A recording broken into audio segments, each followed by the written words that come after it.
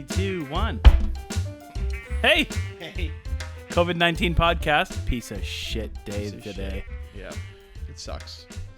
So today we closed our downtown location. I heard. Yeah, you know, it was like, didn't want to. No, why would you?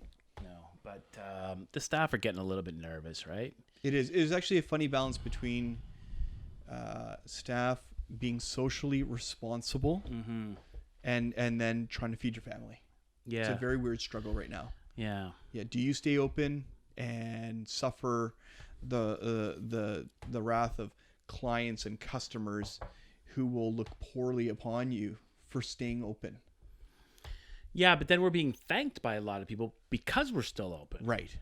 You know? Because we're still in that. I know it's tobacco and a lot of people think, oh, fuck tobacco, but it's kind of, like, if you really are a tobacco smoker, like an addicted smoker, let's be honest here. Yeah. That's something you need. Like, you just can't all of a sudden, just because the stores are like, you know, you can't just stop. You're going to freak out. No. Just like drinkers. Yep. Same thing, right? Yeah.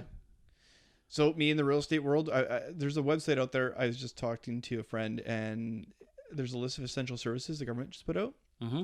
Real estate is number 66 for essential services. Doc, that's low. Really low. Where I was curious to see what the list is, but I know, pharmacy, grocery, liquor, tobacco, weed, I think are all in the top 5.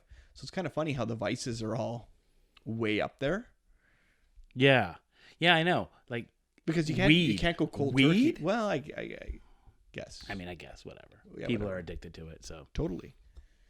But you cut out booze, you cut out tobacco, cut out what weed, and then what? And then the whole world of people start fucking looting stores and shit, looting stores and beating their wives at home.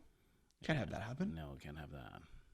So I guess it is more important than real estate right now. I guess maybe some wives wouldn't get beat if they abandoned liquor. It's true. Just throwing that shit out there. I know. We're just fucking around. I was using that as a stupid analogy, but yeah, we don't want that. We don't want a bunch of domestic violence because people can't get their civil unrest. I think civil unrest. Is that what I think that'd be more the term. Oh, sure. So, my manager at the cigar store, Phil. We all know Phil. Yeah. He just feels like it was like the responsible thing to do. Yeah, and I get that. To close downtown. Yeah. Yeah. Islay whiskey? Sure. Isn't that pretty? It is really nice. Isn't that nice? Leaded bottle. I hope not. Is it Islay or Islay? Oh, fuck. Who knows? Yeah, I don't know. I just care if it tastes good. It's good. Yeah. So Phil's like, we should close because of this, and this, socially responsible, force people to stay home, We're not worried about ourselves. We're all pretty young and relatively healthy people. I mean, I'm like not quite the oldest, but Blaine's older than me by a bit. But Phil and Rael are both young and healthy. Yeah. So their risk is low, especially Phil. Like, Phil's risk is really low. Phil doesn't do anything.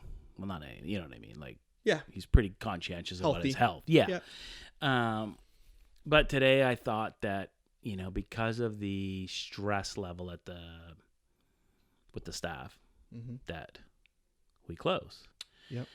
I don't know if it was the right call or not, but because we're still staying open at Royal Oak, which doesn't make sense because why close one and not the other? Yeah. You know? Is Royal Oak store, because it's in the suburbs, is it a little more like less transient? Because we're still getting freaking tourists in downtown. Perhaps, but I think that's going to change over the next few weeks. I just heard on the radio 5 minutes ago that Empress Hotel's closing tonight. Well, I thought all the hotels were already closed. Grand Pacific closes on Thursday. Yeah. So nowhere to stay. Tourists are going to go home. They have to. Yeah. They can't stay here. Yeah. Yeah. So shit's gonna really hit the fan in the next few days here. I think that, in my opinion, like, I think if what the government needs to do is get the Canadians home that want to come home quick. I can't believe it takes that long to get a fucking airplane to a country and load it up with Canadians and bring them home. Come on. You're the Canadian government. You remember when it all started? They couldn't get the people home from China. Yeah, how hard could that be? They waited 8 or 9 days or whatever it was, waiting for a plane. Like, come on. Makes no sense. No. Half the planes are 95% of all planes are grounded right now. Mm-hmm. Hire that company to take that plane to that country, pick up those people and bring them home. How hard can that be? I don't get it. It's not. Air Canada said they would do it. WestJet offered as well. Yeah. So get the people home. Yeah. And then shut the country down. Yeah. And then keep the borders closed once 2.5 or whatever, 2 weeks, whatever we want to. Yeah. Say we quarantine everyone. 2 weeks, everybody stays home. See, that's what I don't understand. I thought, we were trying to figure out I guess we weren't ever trying to figure out a cure or to stop this. It's all about flattening the curve. But why not just shut everything down? Just absolutely shut the world down for 2 weeks, get this thing done and over with, and back to business. But it's not. This is going to go on forever. There's retail businesses in Victoria right now that have been shut for a week. Yes. When are they reopening? They're not. Yeah. I think a lot of them won't. Yeah, because you shut for a week. Well, I'm still open. Mm-hmm. All the liquor stores and grocery stores are still open. Mm-hmm. People are still milling around. So at what point is there not the risk level is low enough that you start reopening and feel okay? That's why I was talking to my wife about this today. This is a shift in culture. This is a shift in the way we live, because we're not just going to 2 weeks will go by and we're going to spring back to exactly how we were. How could we? Yeah. That's not going to happen. So I think a lot of stuff is going to change and will be changed forever. It's kind of sad in a way, but I think that's the reality of this. I think that this is going to really push online sales and it will. Online business. People just don't want to go. Yeah. They don't want to talk to you, which is so sad. I was joking around with Matt Ross today because Matt Ross, our buddy who is a manager for the Carson Group. Oh, God, Ford, that's got to suck right now. He said they're actually selling some cars. Really? And I said, well, how's that working? Oh, the car salesmen are staying in the showroom while they drive. Customers are driving the cars. And I was joking with them saying, oh, sweet. Can we go? No, but I was joking around with them saying, you guys are going to sell more cars now than you did before because this car salesman's not going to get in the way of the sale. Yeah. So maybe they'll learn from this and be like, you know what? We actually don't need you guys. You can stay home and we'll just sell strong cars. I'm just teasing, but yeah. What I was thinking is we could go get the hottest car they've got there and then take it out for a freaking joyride. He's at Mazda. I don't know. Yeah. What do they have? Miata. Yeah. Whatever. Yeah. Probably still spin the tires in a Miata. Mm-hmm. Mm-hmm.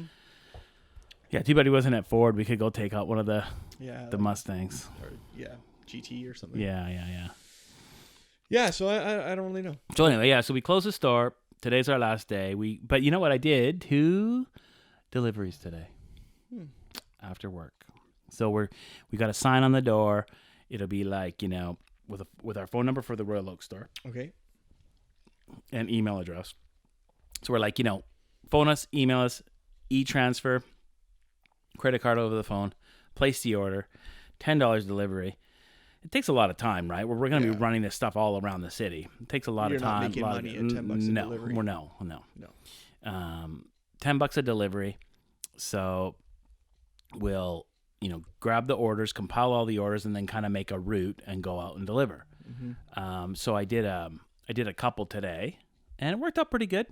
I kind of just rang the doorbell, left it at the thing, walked away 15, 20 feet. Hi, so-and-so, that's your order right there. Okay, thanks. Okay, bye. Great. So no one's touching nobody. Of course, I have to touch the product to drop it off, but the product's been touched to be put into the box originally. If the client is super worried about it, they just wipe kick it inside and let it sit there for 12 hours and then open it up. Or just get a wipe or something and wipe it off. Yeah. Pretty low risk. It's hard with tobacco because you're touching the tobacco, the part that goes. We don't touch the actual head of the cigar. Part that goes in your mouth, right? Yeah, For those of you that don't know, the part that goes in your mouth. So I'm really being careful, to touch the foot, the part you light, so that it's food safe, right? Of course. But how the heck do you handle all these single cigars? And a lot of them are wrapped in cello, but not all of them. No. And even if they're wrapped in cello, you're still touching the cello, and then they're touching the cello. It's just a cluster. When you actually start thinking about it, the whole thing's a cluster. Yeah. We should all be grocery. Grocery? People are touching stuff. I was at the superstore. Well, how do you buy an avocado without touching it? You can't. You can't. It's impossible. And then can you bring it home and bleach it? I don't even know. I guess. But I was at the store and I saw this guy and he was touching everything of cheese like this. Every container of cheese. Yeah. What are you doing? I was like, what are you doing? I actually said it out loud, but I was like too chicken shit to actually say it to his face. Cause, I was like, put it down, fucker. What the fuck? Quit touching all the cheese. Get off the cheese. Mm-hmm. It's like, it's insane. But anyway, he was touching every single piece of cheese and then close talking to people. It's like, what the fuck? Because there's still a group of people out there who don't believe that this is happening. Yeah, I know. They're up there. It might not be real. It might. I don't know. Might not be. Yeah. Do you know anyone that's died from it? I heard somebody say that too. Do you know anybody who's died? Do you know anyone who has a cough? No, I don't. Yeah, either do I. But I don't want to. No, either do I. Right? But not that. Do you know anyone that got it? Like, forget about dying. No one wants to know anyone that dies from this. That's crazy. But do you know anyone that got it? No, but I've watched the news and seen the people from fake news. Fake news. But fake news for the Make America great again. I'm not talking about American news. I'm talking about like the Lynn Valley Care Facility and interviewing some people from BC. Are we saying that that's fake news? I should. No, it's not fake. That's impossible. That's not fake news. But what did they die of? I don't know. Yeah. Then I heard the Italians are relating certain deaths that may not be COVID related as COVID related because they don't have a way to determine whether it was a COVID or a flu, just a regular flu or pneumonia or whatever. So their numbers are way higher than other countries are reporting. So there's a lot of misinformation out there. It's tricky. It's really tricky. Yeah. Yeah. Huh. So, is it a conspiracy? Yeah. Well, I heard on the way home today that there was someone that had COVID-19 at the Strath last week. Yeah, I heard that too. They were at the Strath. Did they say the Strath? Did they say Foxy Box? No. What's the Spinnakers? Were they Spinnakers? No, I heard Strath this morning. Strath. It must have been a girl because it was like Strath, then Foxy Box, then another fitness place or something. Fitness place and like a beauty salon and yeah, something like that. Fucking crazy. I know. So she went to Foxy Box to get her pussy waxed, and she had COVID-19. Oh, no. Fuck. I feel bad for the store owners of those three places. Really bad. Mm-hmm. But at least she's got a nice wax job happening there. Mm-hmm. They do good work over there. Mm-hmm. Yeah, I don't know. I've never met the owner of that place, but apparently she's hilarious. She's got a filthy. I think you'd have to have a good sense of humor. Filthy kind of disposition, like sure. She's well. Look at their ads; they're funny, right? Yeah, I'm not too familiar with the company. Oh, because Tanya likes them, so yeah. So I've seen some of their ads and shit. Yeah, that's funny though. It's great. Mm-hmm, mm-hmm. I love it. Yeah, yeah. So anyway, we shut down downtown, so I had to lay someone off. Oh. The first fucking time in 23 years I've ever laid anybody off. That's tough. Because, you think about it, I've just lost 7 shifts. Of course. I only have a staff of 5. Yeah. Well, what the hell? Yeah. So my first employee is trying to get EI. Yeah. So I'm on the Government of Canada website today for like 3 fucking hours trying to get an ROE. Mm-hmm. Nope. Crashed. No. Course. Why did they even say, "Oh, we're gonna expedite these EI, claims"? Usually it's a 1-week waiting period. We're gonna eliminate. It's longer than a week now because they can't handle it. Did they not know this was gonna happen? That half the country was gonna shut down, and then people were gonna have to wait longer than a week. They asked everybody to, so you think that they would know that it's shutting down? You would think so. Yeah. The website crashed. I could not get an ROE. The website kept crashing. It crashed like 4 or 5 times. Not crashing, like timing out. Right. So like the server was like overloaded. Of course. Government of Canada. Yeah. I know it's ridiculous. It is. There's been a lot of lip service with their budget rollout and how they're going to handle things, and it has not worked out. I think how the public would expect it to. When we heard all these billions and millions of dollars and mortgage deferrals and, action plans, I doubt highly that people will get what they need. It'll be sad. It's gonna be tough, very tough. Yeah, Phil and I were talking. When it comes to fiscal. Mm-hmm. I'm conservative. Mm-hmm. Socially, I'm not so conservative, but fiscally, I'm very conservative. I think, earn it or fuck off. That's kind of my thing. But right now, just start cutting people checks. 100%. Everyone that has, you already know who these people are. Mm-hmm. Everyone, we've already sent in our T4 summaries from last year. So as a start, you already know everyone that made income last year. Mm-hmm. You already know exactly how much they made, everything. Yeah. $1,000 a month. As just a something. Just to get people going. Just to buy some groceries. Yeah, and if the people that you're giving it to, some of them are wealthy and they don't need it, you're going to get most of that back in taxes anyway, so who cares? Yeah. Yeah, to be worried about giving somebody money that doesn't need it is the wrong approach. Yeah, it's ridiculous. Because there's too many people that do need it right now. Even people who, own houses and are doing quite well, their incomes have been slashed. Or they don't have the ability to earn anything. And they say that, everybody qualifies, but you don't. Yeah. You don't. No. So, and even then, it's such a little amount of money that they were offering or said they were going to offer. It's not even going to do anything. Well, most small business owners, their rent in downtown Victoria is like $6,000. Yeah. Not all of them. My rent. Some are there. Some of them are 15. Some of them are $4,000. Like a little bit further out. What's $1,000 going to do for a company like that? Nothing. That has a $10,000 a month lease. Yeah, it won't do anything. Nothing. Absolutely nothing. It shit will hit the fan in 6 days from now. Yeah. When the first comes. Rent day. So I think we'll be okay on this first round. For most people. I think most people will be able to handle the first round because business was interrupted maybe 2 weeks ago for some, 1 week for others, or just now. Yeah. Just starting this week. Yeah. Yeah. So this month, I think people will be okay. But next month? It's 1.5 full months of no volume or business, and you have to still pay those commitments. I remember a long time ago. You remember when I took over running the liquor store and that other guy that was running it before we got that contravention, right? So you had we had cash flow. Yeah. So you have cash flow and you've got bills. So money in, money out. It's like a flow, right? Mm-hmm. But then all of a sudden we got shut down because of that stupid contravention. Mm-hmm. Well, then the cash stopped coming in. Mm-hmm. But now you still had all these bills to pay. Of course. It was ridiculous. It was brutal.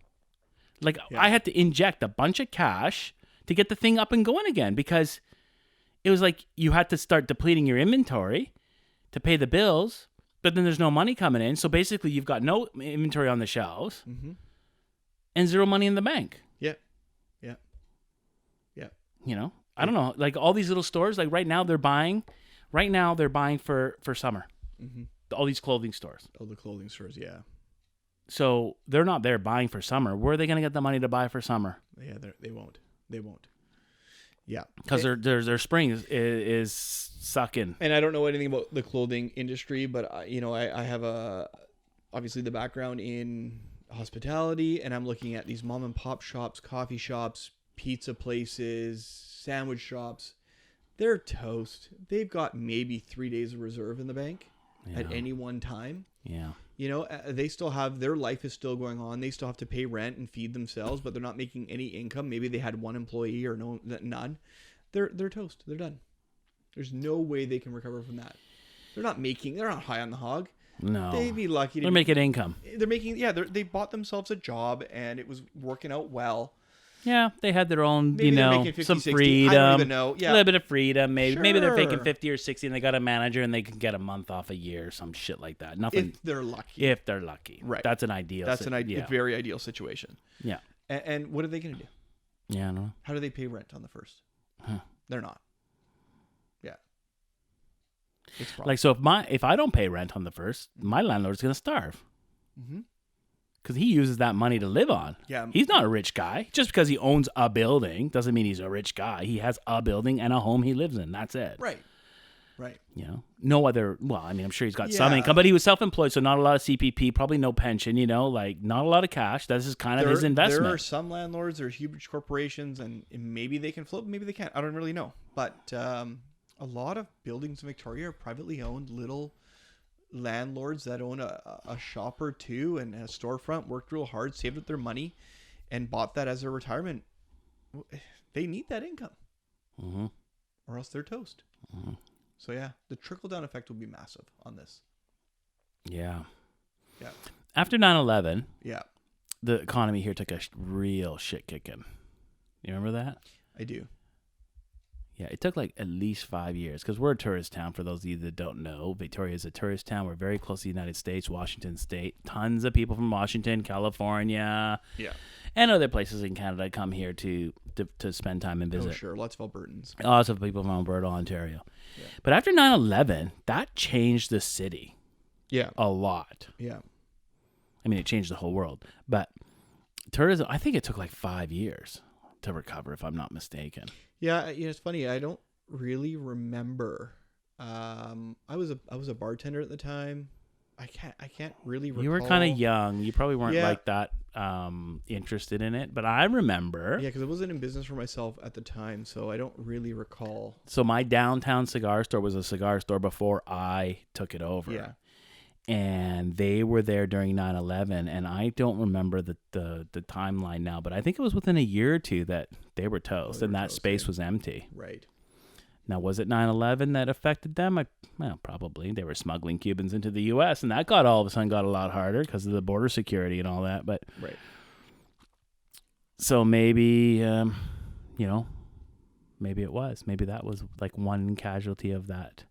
So, my point is, I guess, it doesn't take a lot to really turn things on its head.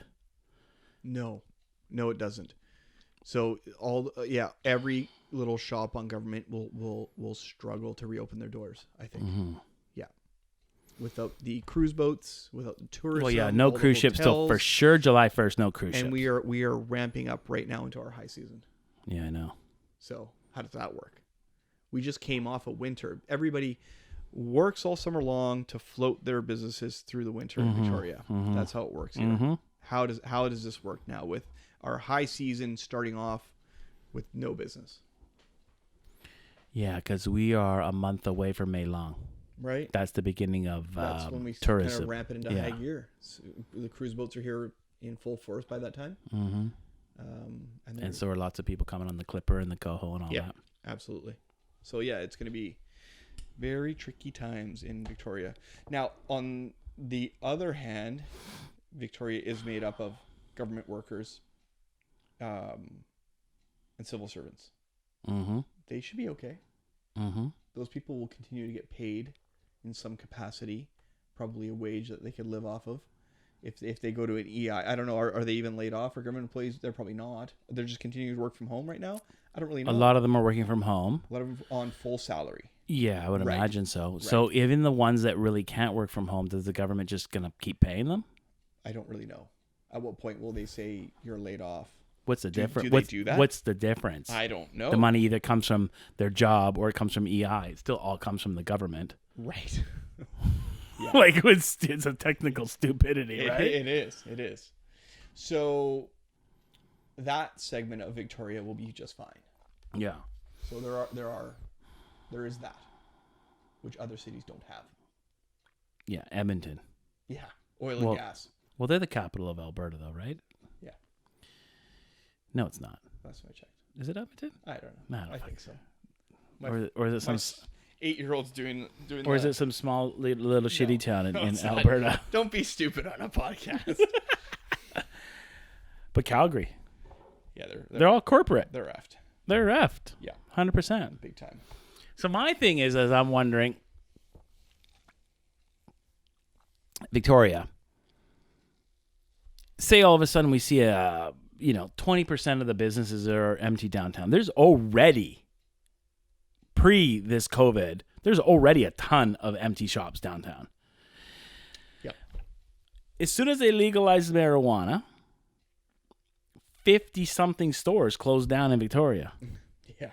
Right? I know. They were the only businesses that were picking up the empty real estate slack. Yes. Now they're gone. Yeah. So there was 50 spots already empty like 8 months ago whenever they legalized cannabis. Was it a year? Whatever. 50 spots. Those didn't even get filled up. No. And now we're going to empty a bunch more. Yeah. So what's our city going to look like? Yeah, it'll be pretty tragic. it's not gonna look very good for like a tourist walking down the street, is it? No. Half the building's boarded up. Yeah. So what is that gonna do to landlords? Are they gonna change the? Are they gonna lower the price? So going back, let's call it 20 years ago. Do you remember half of Victoria was empty 20 years ago? Yeah. They never lowered prices. They never did. No. You know, I've bit of an old boys club, and they just I think they fix those prices. Yeah, you know what? This is what I'm thinking. You tell me if I'm right or wrong. So if you've got a building or a mall or whatever, and you say to that this base is worth $4,000, right? But it's empty right now. Okay, so you could rent it for $3,000, or you could leave it empty and ask for $4,000. When you go to your bank for financing, what are they looking at? Are they looking at the rental potential of $4,000, or are they looking at the income at $3,000? Now, if you start renting it for $3,000 versus $4,000, and you do that a few times in your little strip mall you own, isn't it value come down? Yeah, your banks want to see actual cash flow, I believe. But your evaluation from a sale perspective is based on perhaps your pro forma on what the property should be getting or could be getting. So, yeah, it's tricky. But because I wonder why landlords always do that. They're not in a hurry to slash their rents. It's weird. It is a little bit. Because you think you keep a place open for a place is empty for a month. You're getting $12,000 a year, $12,000 a month for a place, and it's empty for 1 month. That's $1,000 a month. I know. Doesn't take 2 months. long. That's $2,000 a month. I know. Right? So why wouldn't you rather just rent it for 10 and have it full forever? Because that 1, 2, 3 months could go to a year, and then what? I think we'd have to talk to somebody who owns one of those buildings. Yeah, to I actually know. figure We it don't out. know, but because yeah, you're right. You're right. Absolutely right. I see that all the time. Yeah. Like, I mean, for me, not owning rental real estate, I'd rather just have someone in there paying me something and taking care of the property tax, because not only are they not collecting rent, then the landlord is on the hook for the property tax too. The triple net is there, not being collected as well. Yeah I hear you. In some ways it'd be like, just pay me the freaking triple net, at least it costs me nothing. Give me 1 year triple net, and then let's go from there. Yeah It's like, it's crazy. Yeah The malls definitely do not do that, because they're owned by corporates, and the Cadillac Fairviews, and they're not in a hurry to discount anything. No. Yeah. So that's not happening. Yeah, I just wonder if that'll change the commercial real estate market. Yeah, I'm obviously not on the commercial side. I'm on the residential side, residential. and I'm watching this like a hawk, because I have people asking all the time, what's going to happen, what is happening. So far we've seen no change in prices. From a consumer standpoint, if you had a message to the real first you have your message to a potential seller, what would it be right now? Oh, interesting. So, we're taking precautions. We're trying to, limit the amount of people in the home. We're telling them for showings and stuff. Okay, no, what I'm no open houses. Okay, so what I'm asking is, if you've got me. Yeah. I got a house. Yeah. Thinking about selling it. Right. Is now the time to list? Yeah. Is it a good time? Yeah. What's inventory like? Very low. Yeah, so it is good. It has been traditionally low for a little bit now. So maybe even 6-8 months. So yeah, you list because will it get worse? So yeah, it's not a good time to list, because there's fewer buyers out there actually touring right now, because people are nervous and staying home. What if this goes on for a little while longer? Yeah, right. I don't know. Yeah. So if you're a buyer right now, what do you do? I don't want to contradict myself, but you buy. You buy. So you just think other than I'm not being stupid. Like, honestly, I hear you. But take the precautions, be safe. Yeah. Drive in your own car. Don't drive in your realtor's car. Right. Go into the house empty. There should be no one there. Don't touch anything. So I say buy because we have the lowest interest rate we've ever seen. Okay, there is. Do you know what the 5-year, like a 5-year closed is right now, or? Yeah, like it depends on if it's high ratio or conventional, but low twos. Oh, really? Yeah. Oh shit. Yeah. That is low. Like 229, something like that. Oh. And they're dropping consistently. So you buy something because, like everything, this will pass. Yeah. And what happens in Victoria after things level out and settle down, we see a huge surge. Yeah. Because we're in a hot spot. Everybody wants to be here. So, yeah, you buy now. Yeah. So maybe you don't catch the bottom. Maybe you miss it. Maybe it goes down 10%. More. Yeah. Yeah. And then it goes up 25. Yeah, it always does. You worried about it? No. So. Yeah, you're not going to get in right now for a quick flip. No, but if you're buying it and you're living in it, yeah, who cares, right? Exactly. Or even if you're buying it and renting it, probably a good place to store your money. Yeah.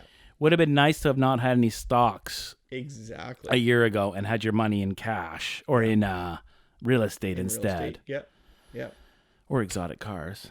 Those fuckers are still selling for good money. They really are. God. Yeah. There's something's gonna happen. Something's gonna happen there. Let's fucking smoke. What the hell? There's no fan on in here because we're not sure about the noise on the podcast, but yeah, that's okay. We're smoking the Dunhill Age today. These are made in the Dominican Republic. It's a hand-rolled long-fill cigar. Pretty mild. I think it's just right for tonight. Nothing too heavy. It's not late. It's only 9:30, but seems reasonable. Cap broke on this. Hopefully that cutter's okay. Cap kind of cracked on that. Draw's good. I've had lots of these. Goodfellas had the exclusive on these on the island, I think. They're pretty good. Oh, really? Yeah. What's Goodfellas? Shut up. I've never did. I don't have a light. Can you believe that? Okay, I'll tell you what Goodfellas is while you go and get a light off my desk there or a match. So I haven't done, I wanted someone to interview me. Yeah, that's good. That'll be about it. That DuPont might have a little fuel in it. I want someone to interview me, and it was supposed to be my premiere show, but it was taking too long. So I was like, you know what? Screw it. I got to get going on this thing. Let's just start doing some stuff. And then COVID hit. And then COVID hit, and now no one will come and talk to me. We'll go it. What's that? We're gonna get it done. We're gonna get it done. Yeah. So when I do my interview, when I get interviewed, then I'll tell you all about my story and what Goodfellas is and how I came up with that and my old business partner and the struggles and the shit that went on and my vision. But essentially, just in a quickly, Goodfellas is my cigar store that I started with a business partner 23 years ago. I am now the sole owner of it. My partner decided to go his own way and do his own thing. And it's a local cigar store with 2 retail locations, a wholesale side of the business, and a website. So 2 brick and mortars, internet, and wholesale. Awesome. There you go. That's for those of you that don't know. Yeah. If you've been living under a rock. I guess if you're not in the cigar scene, you don't know who Goodfellas is, but if you're in the cigar scene, you I guess you know? Yeah. I don't know. You should know. Yeah, so that's what I'm doing. How's that? It's good. Didn't smell very good when you lit it. No. It only half lit. But I'll get this going. Got to get that lit properly. The room's going to get real smoky. We might have to crack a window in a bit. So I'm a casual smoker. As Luigi knows, I'm about one a week, so I can't tell you the profile of this. You're not even one a week. Maybe, yeah. You're in the summer. Yeah. I'm a summertime smoker, one a week. In the wintertime, I'll be lucky to smoke 3 cigars. Yeah. It's because you don't have a beautiful smoking room like I do, sucker. I don't have a smoking room. But I'd say that this is pretty mild, light-bodied. Am I close? Mm-hmm. Yeah. Not a lot of spice in this? No spice in this. No spice in this. This is like a creamy profile. A creamy, aromatic profile. There you go. We're going to run out of matches here. Yeah. I know. That's why I was saving you some matches. I'll be fine, though. I'm just going to bury my cigar in this just to get it lit.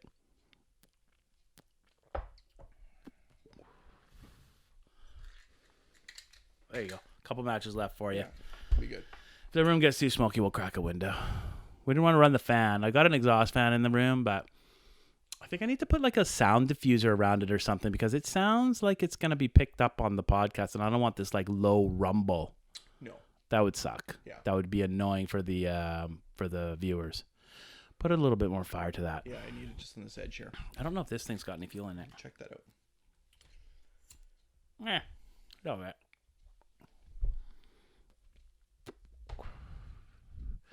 Yeah, nice cigars. I've smoked a lot of these Dunhills. The aged. I've smoked a lot of the aged. I've enjoyed the aged.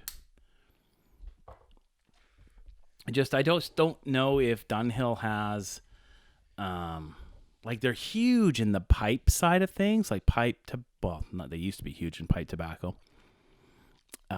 Their brands got bought by Peterson. Yeah, so now it's Dunhill by Peterson or some stupid thing. Why would they do that? I have no idea. Huh. Because Dunhill is a funny company because they have the fashion and they have the tobacco, and they've split the two apart. And I think they want to get out. They're like their tobacco side of things just isn't that important to them. So I don't know what's going on, but anyway, yeah, they don't. The blends are Dunhill blends, but they're not made by. Well, they haven't been made by Dunhill for a long time, but I don't even think they own them anymore, which is kind of weird. Yeah, that is weird. Yeah. Anyway. Yeah. There you go. Yeah, Dunhill's not very big out in North America, I don't think, as far as fashion goes, but they're like huge in Europe. Like they have watches and suits and ties and shirts. It's like a big thing. Yeah, wallets, leather, belts, yeah. Briefcase. Awesome. Yeah, it's beautiful. It's like DuPont, if anyone knows that brand. They're similar. Yeah. You know, like DuPont is like the French, and then Dunhill's like the British, the English, you know. Anyway, I don't know where I'm going with that. I don't know. I guess because we were smoking the Dunhill cigars. Yeah, their pipes and pipe tobacco are good, but their cigars never really took off. No. I can see why, though. It's not that interesting. No, it's not. Now I've got them on sale at the store right now. It's worth a try, just to try one, just to say you tried it. But what is this retail for? Or do you have this cigar in the store? I do right now. I've got it on sale for $20. $20. It was $25 originally. So I feel like I've been in a Dunhill store or two in the States. Am I right? Or is that Davidoff? Davidoff stores. Yeah. Yeah. I don't think I've. No, maybe it wasn't Dunhill. I was in Vegas and I remember going into it. No, Davidoff. Davidoff. Yeah. Mm-hmm. And the Davidoff cigars are nicer quality than the Dunhills. It depends. If you smoke the classic line of the Davidoff, they're really light, but they're good. Huh. They're like creamy and aromatic. But then they've got, their Yamasa blend, which is good. They've got their Nicaragua, which I find okay. They've got the Oscurio, which is like a Maduro. So they've got like a lot of different blends that they've created. Right. And so they're interesting blends. But I think of all those blends, I think they make the Winston Churchill as well. Oh, and they make Late Hour, which is like a bourbon barrel or a whiskey barrel. Not bourbon. I think it's Scotch. Shit, I should know that. We are the Davidoff dealer. Hello. I don't know.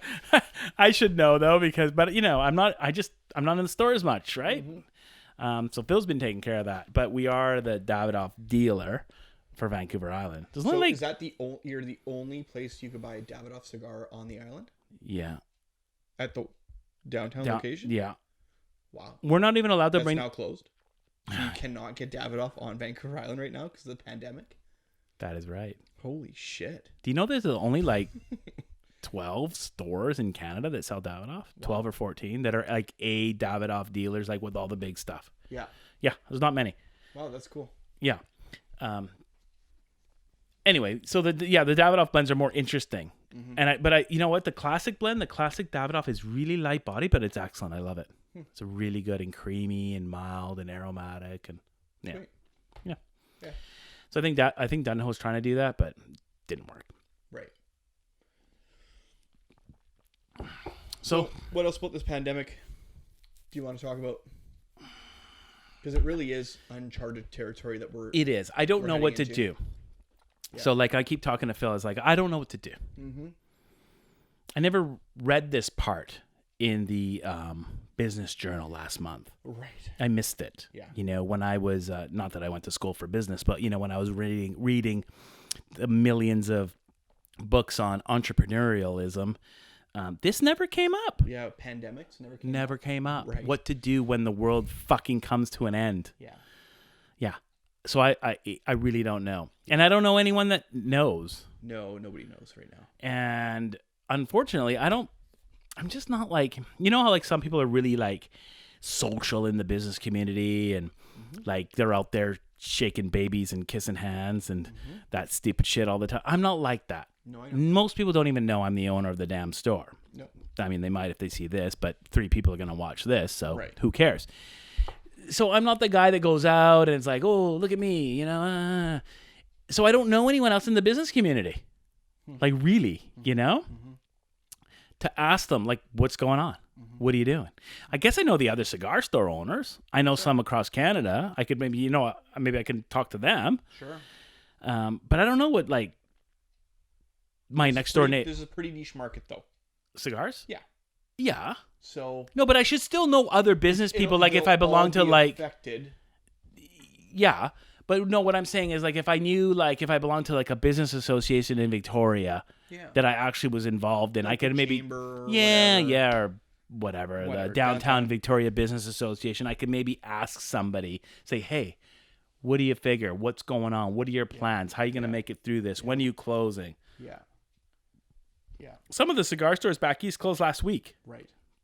No, and I was like, holy shit. Well, some of them I think it's further ahead there, though. It is because they're on a, I'm not going to say it's a full lockdown, but it's everything except for essential services is closed.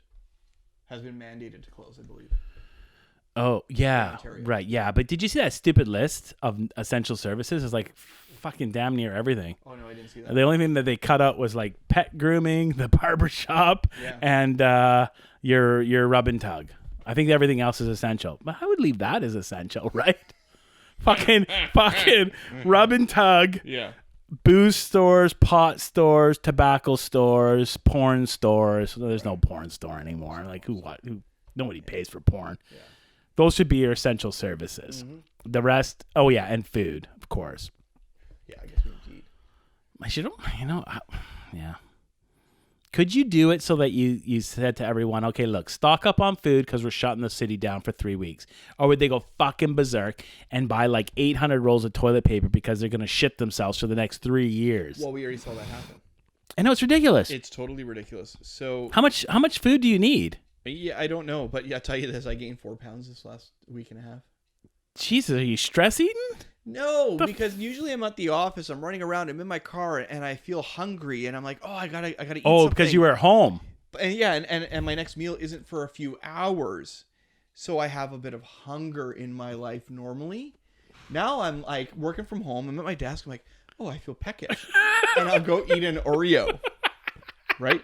I haven't felt the slightest bit of hunger. Oh yeah, that's bad. You know for 2 weeks now. If I don't feel hungry, I'm getting fat. Of course. 100%. You also have to be a little bit hungry if you're maintaining. A little bit hungry if you're going to maintain. You got to be hungry for like an hour or 2 before you eat.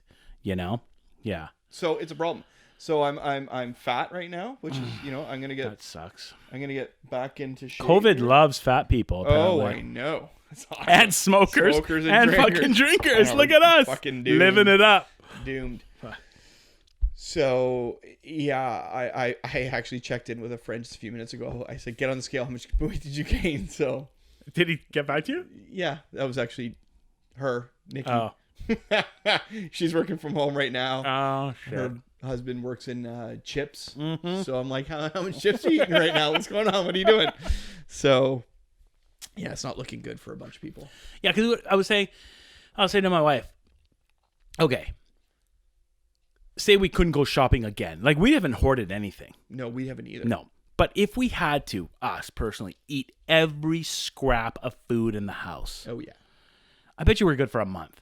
Oh, okay. Like, think about it, though. Yeah. Every bit of rice, every bit of flour. Pounds of rice, right? So that's how hard is it to make fucking bread? Yeah. Come on. You wouldn't eat healthy. No. But we could eat. Yeah. Right? A cup. So I've I've got a big thing of flour. I can make pancakes for a month. Yeah. Breakfast is covered. And you can make a bun. Yeah. And you probably have a can of some kind of sauce. You could make some pizza. Yeah. Like, so you're not going to... We made pizza this week. Yeah, nice. Yeah. So you're not going to eat good. Like, pizza and rice are going to kill you, but you could live. Yeah. So it wouldn't take much No. for everyone just to hunker down. No. You know, I got like half a dozen cans of beans. There's something good, right? Oh, totally. I mean, you're going to run out of fresh vegetables in a week, but you can still make it through. Yeah. Yeah. So it'd almost be worth like saying like, you know, we're going to shut it down, go to the grocery store and buy some groceries. But maybe you'd have to have someone at the grocery store saying, look, you're only allowed a dozen tins and 10 pounds of meat. And you know what I mean? Like, so you don't have some asshole going there and buying 350 pounds of strip loin because, you know, he needs to eat beef every day. Yeah. Yeah. It does feel funny out there. I felt like I was in a movie. Have you ever, I don't know if you've seen this. It's an awkward show. My wife likes it. Handmaid's Tale.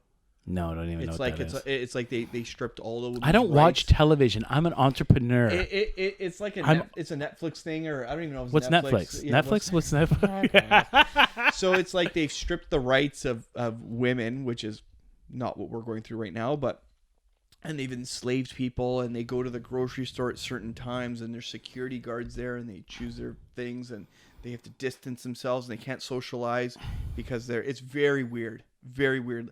And I kind of felt like that. So I went to Thrifty's. Yeah. There's a freaking security guard at the front door. Yeah. Like, what's that dude doing there? Is he limiting the amount of people in the store, maybe? Yeah, maybe. Okay, and then he's like telling me I got to go in this one door. I can't use any of the other entrances. That's because they're limiting the people in the store. Home Depot's doing the same thing. Then I got to get sterilized on the way in. And then I said no to the gloves. I can't talk to anybody when I'm in there because nobody wants to talk. Like, it's like high stress. It was brutal. At the grocery store. Then half the shelves are friggin' empty.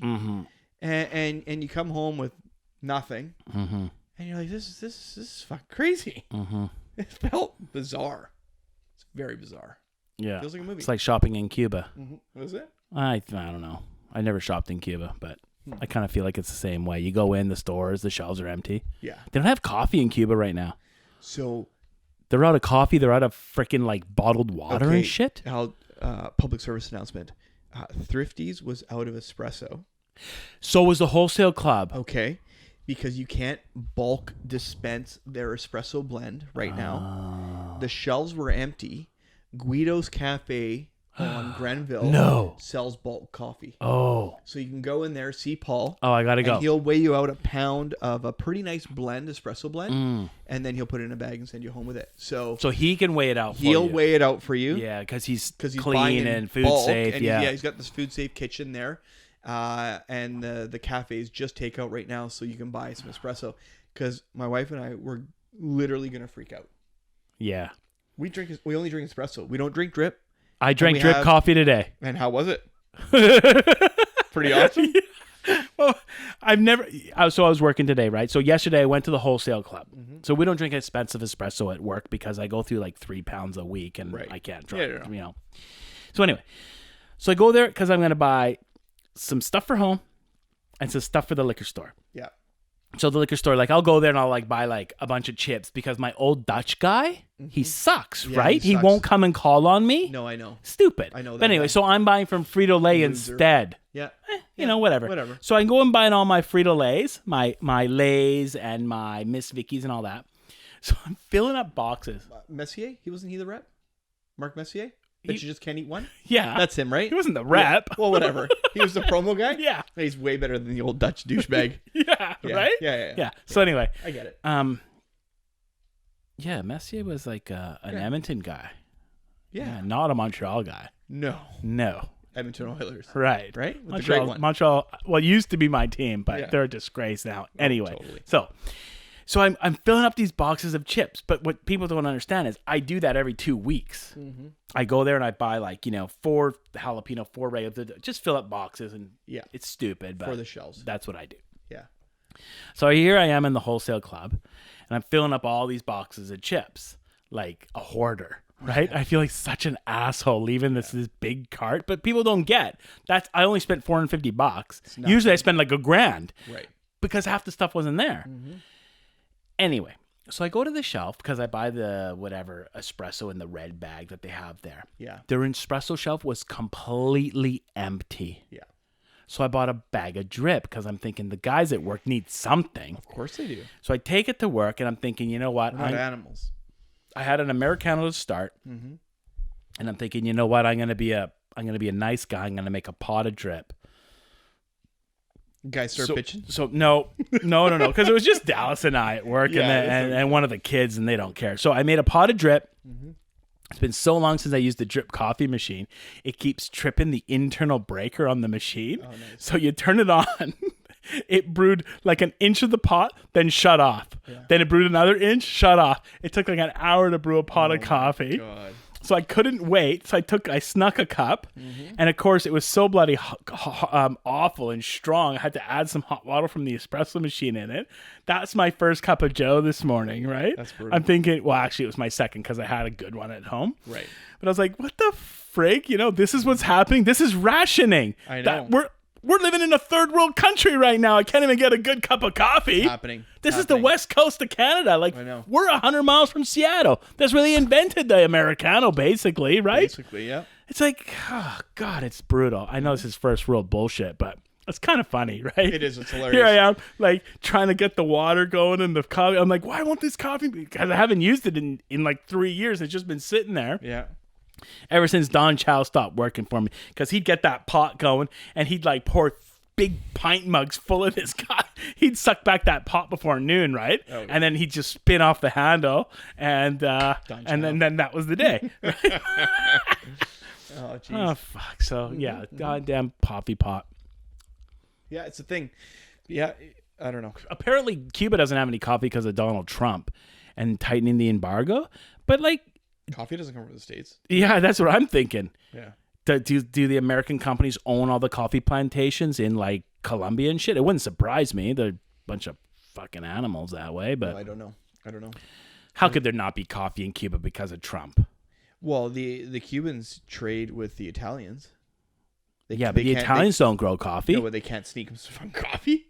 Yeah, how do the Italians have the best coffee in the world when they don't grow any? Italy can't ship them some coffee?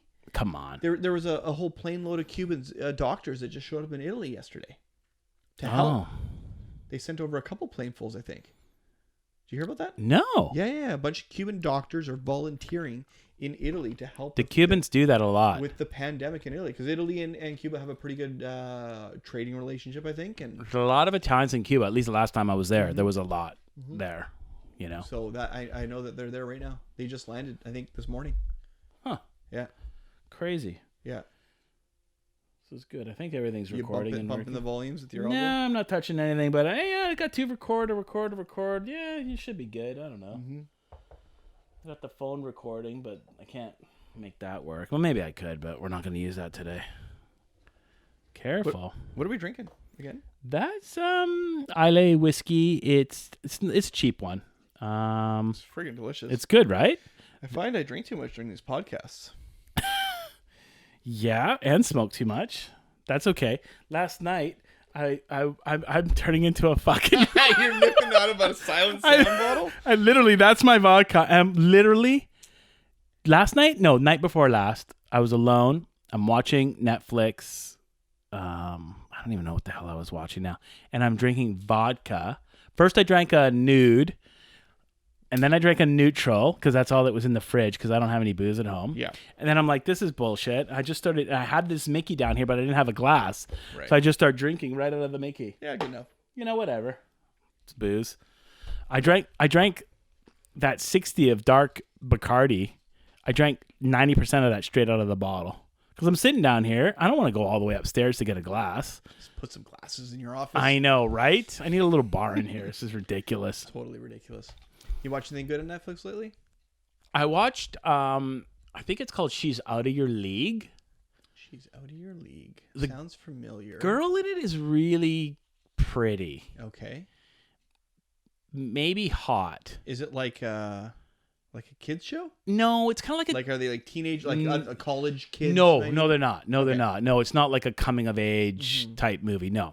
I think they're in their 30s. Huh. So it's a little bit better. But it was like, so I watched it with my 15-year-old daughter. Okay. But it was really inappropriate. Oh, awesome. So the one scene, I'll tell you the one scene. So she's pretty hot and he's a dork, right? So she's like climbing on his lap and she starts like making out with him. And he's like, hasn't been with a hot girl ever and hasn't been with a girl in a while because him and his girlfriend broke up. And he starts getting really excited and he blows a load in his pants, That's right? hilarious. Just as someone knocks on the door and her parents come in. Oh, I have seen this. Have you seen that? Yeah, this is not a new movie. No, it's not new. No. It just happens to be new on Netflix. He's like a really, I have seen. He's a really nerdy guy. Yeah, really works for the airport. Totally. Right? Yeah. So in like TSA or something. Yeah. And then the fucking dog comes on his lap and starts licking the cum spot off of his pants. And I was just like, oh, God, that's fucking gross. So how did your 15-year-old react to that? She was laughing her ass off. I know, right? Like, it's a little bit much. She thought there was some pretty funny stuff in it. Yeah. She didn't laugh too much at that scene, honestly. Yeah. I think she knows what happened, but I don't think she found it as funny because she hasn't come in her pants. Right. She's not a dude. And so anyway, oh my gosh. So what's the comedian's name? Bert, whatever. Rogan's friend. He just put out a podcast. Bill Burr? No, not Bill Burr. Bert Kessing. The fat guy. The guy they make fun of. He's not even that fat. But he takes his shirt off as soon as he starts his stand-up. He takes his shirt off. He always does his whole skit with no shirt on. He's brutal. Yeah. He's not. He's got the beard, right? Yeah. Yeah, he's funny. Yeah, he's funny. But I saw a 3-second clip. No, I think his clean your beard off. You got a piece of tobacco. There you go. You got it. He's got his new show just came out on Netflix like yesterday or today.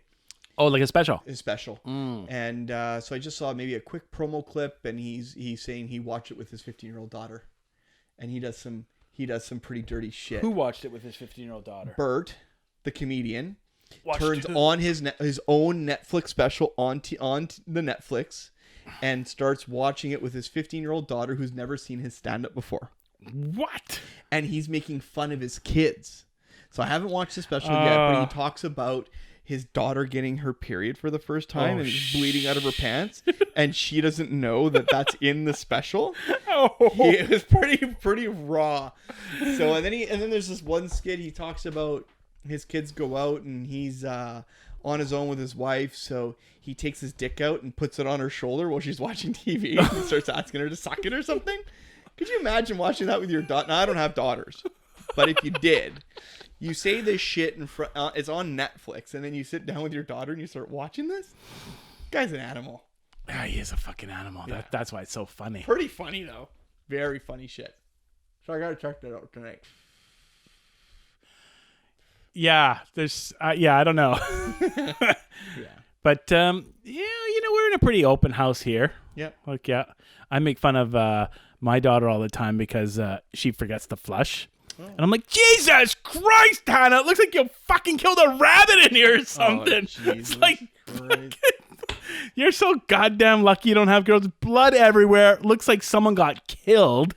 It's like, what the fuck? But that's the way. Flush that the way these girls they live nowadays. What are you gonna do? What are you gonna do? What are you gonna do? She's gonna fucking hate that I just said that on the air. Mm-hmm. But that she's used to it. Her dad's an asshole. Dad is an asshole. Yeah. What are you gonna do? I talk a lot. Mm-hmm. What are you gonna do? So what else? Anything good's happened to you lately? No, I'm at home right now trying to deal with business the best I can. I'm going to say no, it's not all good, but I've had a little bit extra time spending lots of time with the kids. That's cool. We are finished my water feature. That's what the coolest thing that's happened to me in a while. I got the Mustang insured.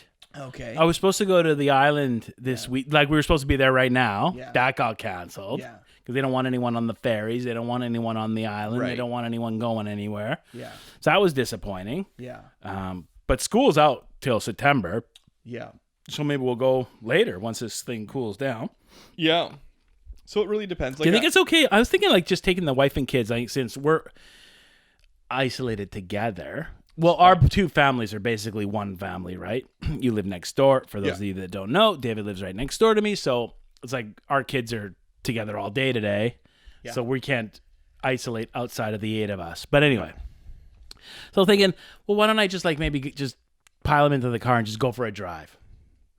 That should be fine, right? Yeah, not going to interact. Car's full of gas. Car's full of gas right now. Yeah. So maybe just go for a little spin just to get out of the house. No, I did hear. So our neighbors across the street took off and they went to Mystic Beach, just up towards Souk, past Souk. But you don't want to go somewhere to a beach where there's other people. They said that trail was so packed, but they went on a weekend, so it was last weekend. And see, that's no good. No good at all. They said they were in contact with hundreds of people on the trail. Oh, no. And they thought, okay, let's just get out of the city. Yeah, that's what everyone thought. Yeah, they all thought the same thing. So just trying to keep their kids active. You know, so yesterday we rode our bikes. Santa came. Oh, yeah, yeah. Put Luca in the trailer, and Gio rode, and Jane rode. And we rode through UVic and around. Did you see anyone? In UVic? No. No, because the school's closed. Out, yeah, right. Yeah, school's closed, but then the dog park was jammed because we had our dog in the trailer as well. Can't? And then we ran him for half an hour. Yeah, but can't dogs transmit this shit too? I think so.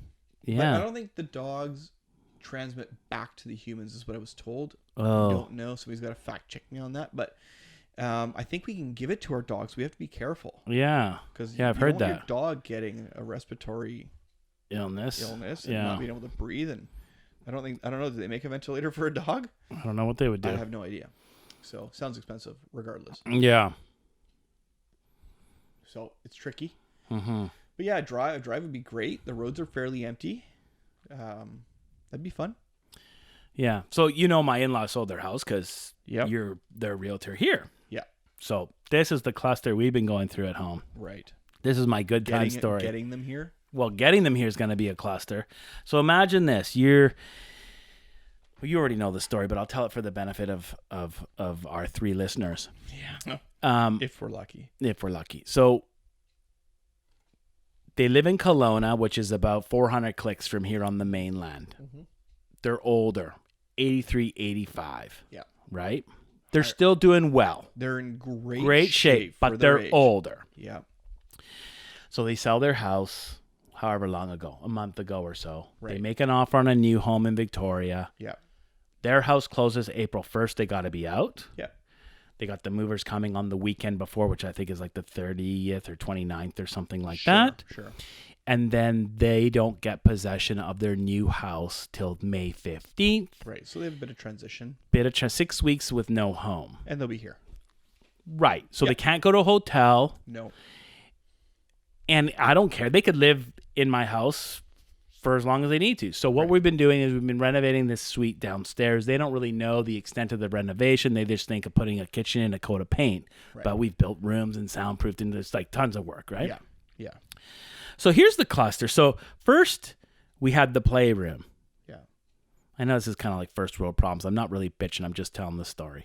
So we had to, I don't want to sound like an asshole, right? But you do. I know. No, go ahead. I live in this 5-bedroom house, right? So here I am, an asshole. I know. So I had to take the playroom, which is 1 bedroom, and Tanya emptied it. Well, of course, the kids have been splashing paint on the wall like for 10 years. So I'm like, I got to paint this room out. So I paint that room out. Mm-hmm. I had hired another lemon painter, and he didn't show up, naturally. Mm-hmm. So I had to get another painter. But, of course, the other painter's busy. So my house stayed without the boxes and all the paintings and everything off the wall for 5 weeks while the other painter came. Yeah. I'm like, well, that gives me lots of time. Take the playroom, empty it. Sell half the stuff on, like, Virage or Used Vic or Kijiji or whatever the hell my wife's using. Get rid of a bunch of stuff. Paint out the playroom. Move the bedroom into the playroom because it's a smaller room. Right. Now we've got the basement we've got to deal with. Yeah. So the bedroom's fine. The old bedroom's fine. So we move all our gym equipment up into there. You help me move some gym equipment. We move the elliptical, the weights, a couch, a TV, stand and TV. So now that's our gym. Now we've emptied out the basement. Oh, in the meantime, my daughter sees me with a paintbrush in my hand and decides she doesn't want her room to be pink anymore. Mm-hmm. So here I am 3 days painting that piece of crap out. Turned out real nice, actually, for a lemon like me. But anyway, yeah, it's pretty good. So she bought this light fixture. You should check it out. I don't think it's very good. It was like $80. It's got the LEDs built in. Don't talk to me about lights right now. It's ridiculous. They're brutal. They're brutally expensive. Oh yeah. But it was like it's like a stupid plate. You bolt it. I don't even know if it looks good. Yeah. That's the thing. I still have the box. Of them don't. You have to be really careful. It looks kind of cheap. Yeah, I think they're stamping this fucking thing out in China for like $7 and then selling it to us for $80. I bet you it's less than $7. They're ridiculously cheap. They are. It's like a pie plate. Yeah. Anyway, so I paint out my daughter's room. That's done. Then the painter shows up, the good painter. Right. He does a great job. Does our 2 bathrooms. So I've ripped. Give him a shout out. Total Pro Painting, Trevor. Great work, conscientious, takes care, really good. So, Total Pro Painting, that's in Victoria. Yeah. So anyway, so he does so I have to take everything out of the bathrooms, right? All the hooks, the hangers, all that stuff, the speakers out of the ceiling. I got speakers in my ceiling. Yeah, what are you going to do? I do too, but fuck you. I know, right? So I have to take the speakers out, everything, right? That bathroom, the other bathroom. Because I don't know what the hell happened. I guess the humidity and shit, the paint just looks crappy after 10 years. Yeah, it does. Take those 2 bathrooms apart. So he painted the 2 bathrooms, does the upper hall, and down the stairwell to the basement. Yeah. Pretty good. So he did that, thank goodness. Otherwise, that would have taken me another week. Oh, yeah. So now we're downstairs in the basement. And this is all, trying to get this all done in like 6 weeks. It's not going to happen. I'm not worried you're done. Right. So we put a second layer of drywall with that green glue stuff, which is like a sound deadening thing. That'll be another podcast. That'll be another podcast on the green glue. On the construction side of things. Yeah. So green glue, put the stuff up. Dad helps out. Thank God for Dad. Builds a closet for the washer and dryer. Builds a little thing that goes around the fridge so the fridge can be housed and we could put a cupboard on top. He's like, well, it's a bachelor pad basically. So he's like, we should build a bedroom. Yeah. Like, I know. I said, I know you're not wrong. You're totally right. We should build the bedroom. Because the room is one big open it's just like it's like about 600 square feet. It's just a big open space. And I'm like, but it's just too much work. Let's not bother, you know? Right. So I'm like, you're not wrong. He's like, well, let me do it. I'll just, fart around for a couple days. No big deal. The taper's not starting until next week anyway. I'm like, but it has to be done for Monday. Yeah. Okay, yeah, no problem. It is no problem. He gets it done for Monday. We build this. I call my electrician. Chaba comes out. I don't think he works for himself anymore too much. So just word of mouth. No shout out for Chaba. But anyway, so wired up. Yeah. Right. Oh, but, that is. It's wired up. But I don't think he's doing it anyway. He's in Victoria too, wired up. He did good work for me. Yeah, he did good work for me too. So he comes in quickly one day. I told him 1 hour. He was here all day because, of course, he had to move a plug, a switch, a this, a that. You'll pay him for an hour. Yeah. So anyway, so here we are. Taper is now taping. He's promised me that he will be done sanding on Saturday so I can put a coat of paint on. What day is it today? It's Tuesday today. Oh, okay, that's not bad. Yeah, but he's only got the confill done. Okay, that's not good. No. Because you need to dry. He hasn't even got first fucking coat on. He came, put the confill on. Couple hours, maybe. Yeah. I think I could have done it in an hour. Right. And then he came today. I don't see anything different. Oh, really? Finished the confill? I don't know. Confill, concrete filler. It's like a heavy filler for bigger gaps. Yeah. But he's putting it in gaps that are like 1/8 of an inch. Like, I don't know. Anyway, it's going to be great, I'm sure, when it's done. Sure. So this is all happening. So the point of my story is it wouldn't matter if we weren't in this crisis, this COVID pandemic, because then my in-laws could just live in the house with us until I finish the suite, which I'm expecting to be finished somewhere around the 15th. Kitchen's being installed on the 30th. Right. If everything, if they can come out. Right. That will, yeah. And so we don't have the doors yet. Washer and dryer are here. Stove's here. Fridge is here. Sink has been ordered. Dishwasher's been ordered. Everything's been ordered. That's no big deal. So we might not have the doors or the counters because that takes time. You got to install and then, and the doors are like 2 weeks away still. But anyway, so even if it wasn't completely done, I'm thinking by the 15th they could be in there. They've got a bedroom. They got a bedroom. But now this COVID-19 virus hits. Now where the hell are we going to put them? Our kids are like, until yesterday. Yeah, we're trying to isolate them, but the 15-year-old wants to see her friends. But now we've isolated them for like 2 days, 3 days. So they're miserable as hell. Yeah. So now Tanya's upstairs. She put a table in our weight room. Oh, geez. A couple of chairs, a few things. So they got the bathroom, the gym, which is like a TV room because it's got a couch and a TV in there. So the gym is theirs now. So fuck me. No more, try and work out. You can't even work out No, anymore. you're gonna get fat. Yeah. You're just like me. Fatter. Yeah. Fuck fat. I wish I was gonna get fat. So they got the gym and the bedroom and the bathroom, and we figure they can stay up there most of the time. Yeah. It's They're gonna have to. right? Yeah. What a clusterfuck, though. Think about it. You're homeless for 6 weeks during the COVID-19 outbreak. I know. These guys are 85 years old. The stress level must be going through the roof. They should have called it the COVID-20 because we're in year The 2020. COVID 2020. Yeah. I wonder why it's COVID-19. Because I guess there was 18 viruses before it. Yeah, they should just skip one. You know SARS was a COVID virus? Yeah. Yeah. And they could have fucking developed a vaccine for it then.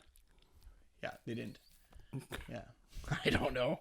I'm not in that world, so I don't really understand. Yeah. But, like, come on. Yeah. Do something. You could have known it was going to happen again. Yeah. So, crazy. But, back to the conspiracy. I don't think they wanted to. What are we doing? Resetting the economy here? I don't want to go down that rabbit hole. Oh, I'll go down that fucking rabbit hole. I don't, and I haven't.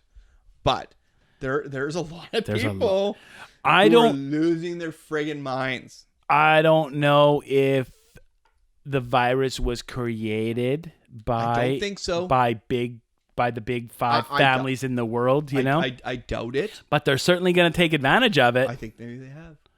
Yeah. Yeah. I know. It's kind of weird. Like, they're literally shutting down the whole world. Can you imagine? Let's just say, I don't want anyone to take this the wrong way and start thinking, you know, that I'm fucking crazy. They already are. Yeah. Well, whatever. All three people. But can you imagine if this wasn't as dangerous as they said? I mean, we'll never know the answer to this question, right? But let's just say all this stuff wasn't necessary. This is costing people like so much. Like, I was in the middle of hiring employees that I just backburnered it. Well, a friend of mine's a pilot. Oh, they're getting laid off. Air Canada went from hiring 900 pilots short 3 weeks ago to laying off 5,000 today. So that's a difference of 5,900 for those of you that can't do math. In less than 2 weeks. In Canada. In Canada alone. And that's a country of like 32 million. Yeah, it's nothing. That's a lot of jobs in a small country. It's huge. Good paying jobs. These are the guys that are buying houses and cigars and whiskey and... Yeah. Yeah. So this is how fucked up people are. How fucked up are people? We are doing bigger numbers at the liquor store than Christmas Eve or New Year's Eve. Yeah. Yeah. Because we're home. We're supposed to. Is everyone in this country a fucking alcoholic? Oh yeah, it's awesome. Right? I'm not disagreeing with you, but like, are you worried about that? Being in the liquor business and being in the cigar business? And I'm not. No, it's not. It's not like I'm worried about the sales. Sales are great. I called my cousin the other day. I'll leave his name out. It was, I think it was 11 o'clock, and we're FaceTiming. Right? At night? No, in the morning. And we're FaceTiming. And he's got a Corona going. Are you? I'm like, you fucking asshole. He's like, what else am I going to do? Is that his initials RT? RS? Yeah, that's what I meant. Yeah. So I'm like, you fucking dipshit. He's sitting there drinking. He's like, well, what else am I going to do? I'm at home. You do something. He's like, I'm doing some rock work on the entranceway. I'm dicking around. I'm getting some stuff down around the house. Which was is it sunny that day? Yeah, it was a really nice day. Oh, yeah. But it's 11 He's worried, but he's like, not doing anything. It's 11 o'clock. What am I going to do? I'm like, yeah, I get it. Yeah. So my wife had cracked open... You have the can and the single inside the cooler. It's got a berry on the front. It's a cider. It's starts with an R. And I'm throwing shit. Record a leg. Yeah. Yeah. So she thought it was. She had it at her friend's house. They're delicious. Okay, so they're delicious.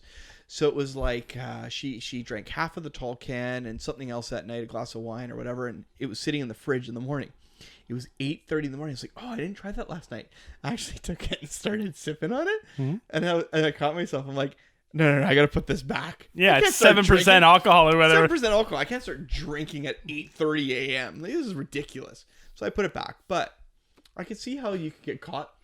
Yeah, I got a girl customer that I know well, and I'll not say her name either, but she used to work at the office and at home. Yeah.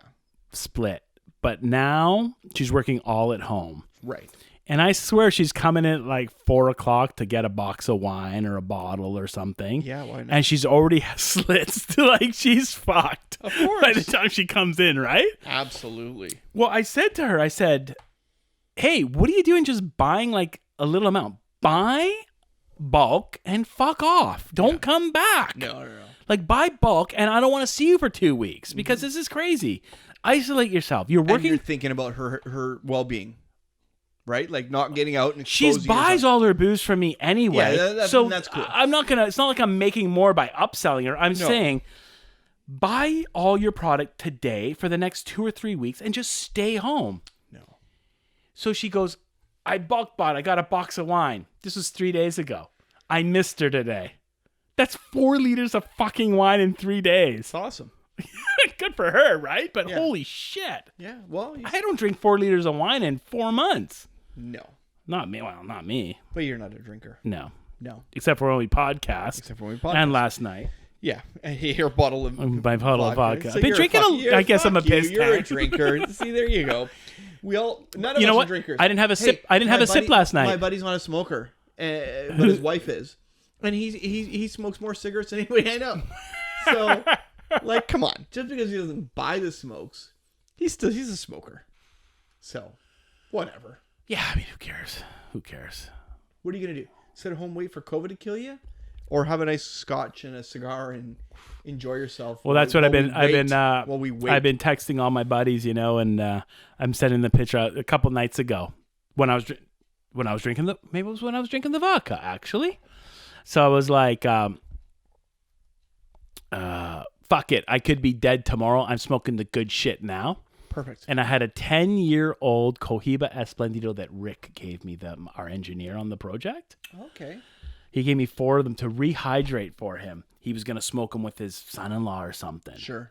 And then I kept them for like a year or 2. And I saw him again. I was like, I got those cigars for you. They're still... He goes, keep them. I'm not smoking anymore. Okay. He had like some heart thing or something. Right. That's cool. His daughter got divorced or whatever, and son-in-law's not around anymore. Is that what happened? I don't know. Oh. Maybe, probably, right? So anyway, I've been holding on to these 4 Cohibas for 10 years. So I'm like, fuck it. I'm smoking the good shit tonight. And I sent the picture out. And then the night before, and then the night before, I sent a picture out when I was drinking that whiskey with you, that Scotch from the Scotch whiskey, the Malt Whiskey Society, and the Oliva. And I sent that to them. And Pete Walter was like, if I say Louis smoking another fucking cigar with another end of the world bottle of whiskey, I'm gonna shit myself. Yeah. He's just going off on me. It's pretty funny though, right? Yeah, but why wait? Why keep it? Why keep it? Enjoy it. Yeah. Booze. Hey, what did our old buddy Pete used to say? From Enzyme. Yeah. Don't he always used to say like smoke or drink or whatever, all your good shit now because you don't know when you're gonna fucking die. Didn't he say shit like that? Yeah, he lived the life. He lived the good life. He had to live good. Why let your whiskey rest when you can drink it tonight? Or I don't know what he used to say. He said some shit like that to me, and I kind of agree. He liked you young guys. Yeah, he did, and he died way too young. Yeah, maybe because he drank too much of his whiskey. Possibly. Instead of letting some rest, but hard to know. It is. Well, you can't be 350 pounds. That was his problem. It really wasn't his smoking or his drinking. It was his weight. Yeah. Which got to him. Yeah. Which was too bad. But, he was a good dude. Yeah. Yeah, he is missed for sure. Mm-hmm. Yeah. Yeah, it's tough when you lose people like that. Yeah. Like my buddy Ray. Yeah, he was a good dude. Yeah, he was a good dude. But he wasn't overweight. Cancer got him. He got dealt a bad hand. Yeah. Yeah. Fucking 6 months after retiring. Did he even make it to retirement? Maybe not. Maybe he had just. Just maybe? Yeah. Yeah, it's sad. Fuck. Yeah. Yeah. I miss that guy. Yeah.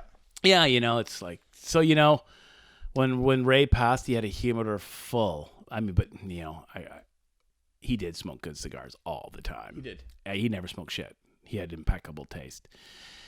But, when he died, he had a humidor with 300 cigars in it that were like all collectibles. Not all collectible, but you know what I mean? Like really nice shit that any cigar connoisseur would love to smoke. Right. But in his defense, he was smoking good cigars every day. He just had a lot of them. Yeah, good for him. So that's pretty cool. So he enjoyed them. Yeah. Yeah. Which I think you need to. And these little pandemics are a bit of a check to make you realize, like, hey, what am I keeping that for? Mm-hmm. Why not enjoy it tonight? Mm-hmm. Yeah. Yeah. So that's cool. Yeah. Yeah. So I got my little bar set up here now on an oak barrel. Mm-hmm. That's, I don't know. Tequila. Yeah. This is tequila too. Have you tried this one? Dunhill. Oh, yeah. I have lots of Dunhill. That's a good one. Yeah. And I got some Sambuca just in case I have a guest that wants something a little bit sweet. Yeah, I don't really drink much of that anymore. I haven't tried this one. I don't know where I got this one. This looks old. It does, actually. I think that might be come out of Grandpa's liquor case or Mom's liquor cabinet. I don't know. Yeah. I've got an old bottle of Riesling wine that Grandpa made. Oh, gosh. And I still have it. And it's an old Coke bottle, corked. Mm-hmm. And I still have it in my cabinet. And I only kept it because it's got his handwriting on it. Oh, yeah. And it's like the year and the date and Riesling. And it's kind of sentimental. But so that I won't open because it's probably gone bad. It's got air. Yeah. It's discolored. But it's tucked away. Nice. Yeah. I just opened a bottle of it was a rosé. Mm-hmm. Don't even ask me what it was. A rosé that I bottled, and I used to write on the bottle. I had a silver pen. Yeah. I used to write on the bottle, and I bottled it rosé 1995. Ah, funny. Tastes like fucking port, but not good. Yeah. Not good port. You know what I mean? Yeah. Wow. Yeah. Just like crap. Yeah. Crazy. Yeah. So it's been a tricky week, but very tricky week, and I don't know when it's going to end. Yeah, that's the scary part for me. Having my one store closed now and possibly the second store closing soon. Mm-hmm. It's like, So that psycho Trump, I don't know if we want to go down this, but he's like, fuck it. We're going to get people back to work. And he's a fucking nut bar, but I'm kind of almost like, how do we play this out? Like, I'm going crazy. And I'm not self-isolating, but I'm at home mostly. Like I worked today. I went out very briefly. Actually, I showed a doctor a condo tonight, and but she wore a mask and gloves and was really conscious of because she's got people that she's exposed to. Our cases on the island are really, really low. She says nobody's in ICU. ICU. Intensive.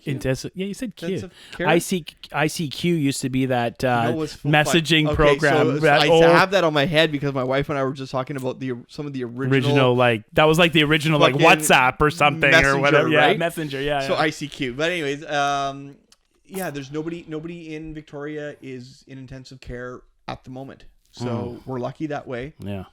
But where was I going with this? The shutdown in Trump. Yeah, so he's saying he wants to get people back to work right away. And I'm not there, but at the same time I kind of get it. Like, okay, this is my thinking. At what point do we go back? What point are we okay to start? Well, okay, if we quarantine the entire North America for a month and everyone's cured, except one person isn't. Right. Doesn't it just start again? Doesn't it? But we're not looking for a cure. We're looking to flatten the curve. And I'm like, I don't. But if one person has it still, and they show that curve decreasing, so how do you flatten the curve and decrease that pandemic if we start socializing again? You don't. Even if we kill it, so that there's only one person left with it, somehow this survives in one person. Yeah. And then that person goes to a fucking nightclub. Right. Doesn't it start all over? Doesn't it? That's what I think. Like, I don't get it. But I'm not a doctor. Yeah. We need a doctor on the line. I know. Jesus. I've got a couple client doctors. We can get them on speed dial here, but it's kind of late right now. Yeah. I don't know. You know what I mean? I don't know. So I don't know. If we had the ability to test people more quickly, rapidly, we could say, you're healthy. Get your fucking ass back to work. Mm-hmm. I'm healthy. Get back to work. Get people back out there who are healthy. Keep the sick people isolated. And maybe we can beat this. And not kill our economy? And that's his whole thing today. The fallout of this be much more worse than the actual virus itself, which I'm almost there. And I get it. You don't want to die. No one wants to die. If we shut down for months and months, you might as well be dead. It's going to be crazy. Like, I got a little bit of cash in the company, in the corporation. Yeah.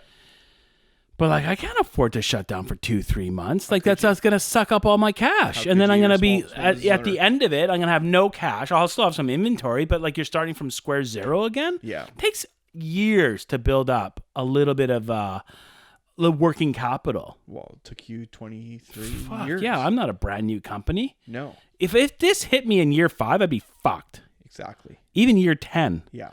Year 10 was probably worse because I had a mortgage by year 10. Yeah. And I was making a little bit of money, so I had a little bit of a lifestyle. And then all of a sudden that money gets all taken away from you, and I'm like a single employee in a single location. Yeah. Good luck. I did a quick little video today on the mortgage deferral and how fucked up it really is. It's not good. So what they're saying is, yeah, you can defer if you qualify to defer. So if you started your mortgage recently, you can't exceed your original loan amount. So if you're a couple months into your mortgage, it's front end loaded with interest, your principal payments are so low compared to your interest portion, they're going to put your interest back into your mortgage. Which is such a bunch of shit. So it's not mortgage forgiveness, it's mortgage deferral. So why don't you explain to some, because I've heard this from a couple of people now. Yeah. You should explain what happens when you go to the bank. Because I told Warner this last night, and he was fucking livid. Yeah. He said, that's fucking disgusting. I'm like, Warner? It is. This is the way they're doing it. They're not giving you, like, they're not even putting it on pause. Oh, no. No. So they basically take your mortgage interest amount of that payment. They put it back into your mortgage.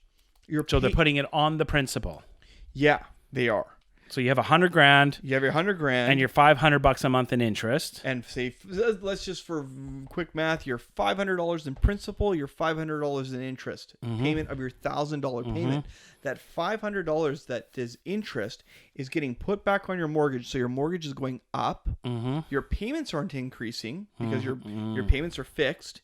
So your amortization is going out further. Oh, right. So now that $500 that you've just deferred this month is getting amortized over 25 years. So I don't know the math. I haven't worked it out. Let's just say $1,000 that you've deferred is going to cost you $10,000 over your mortgage payments, because you're compounding that interest over your 25-year your mortgage. So not a good deal. If your mortgage is new, so if you're a new mortgage and you only have 10% down, then you can't exceed your original your ratio. Yeah. So you don't qualify. So basically, nobody qualifies. If you can't afford, you just continue to pay. Don't defer, because it's not a good deal.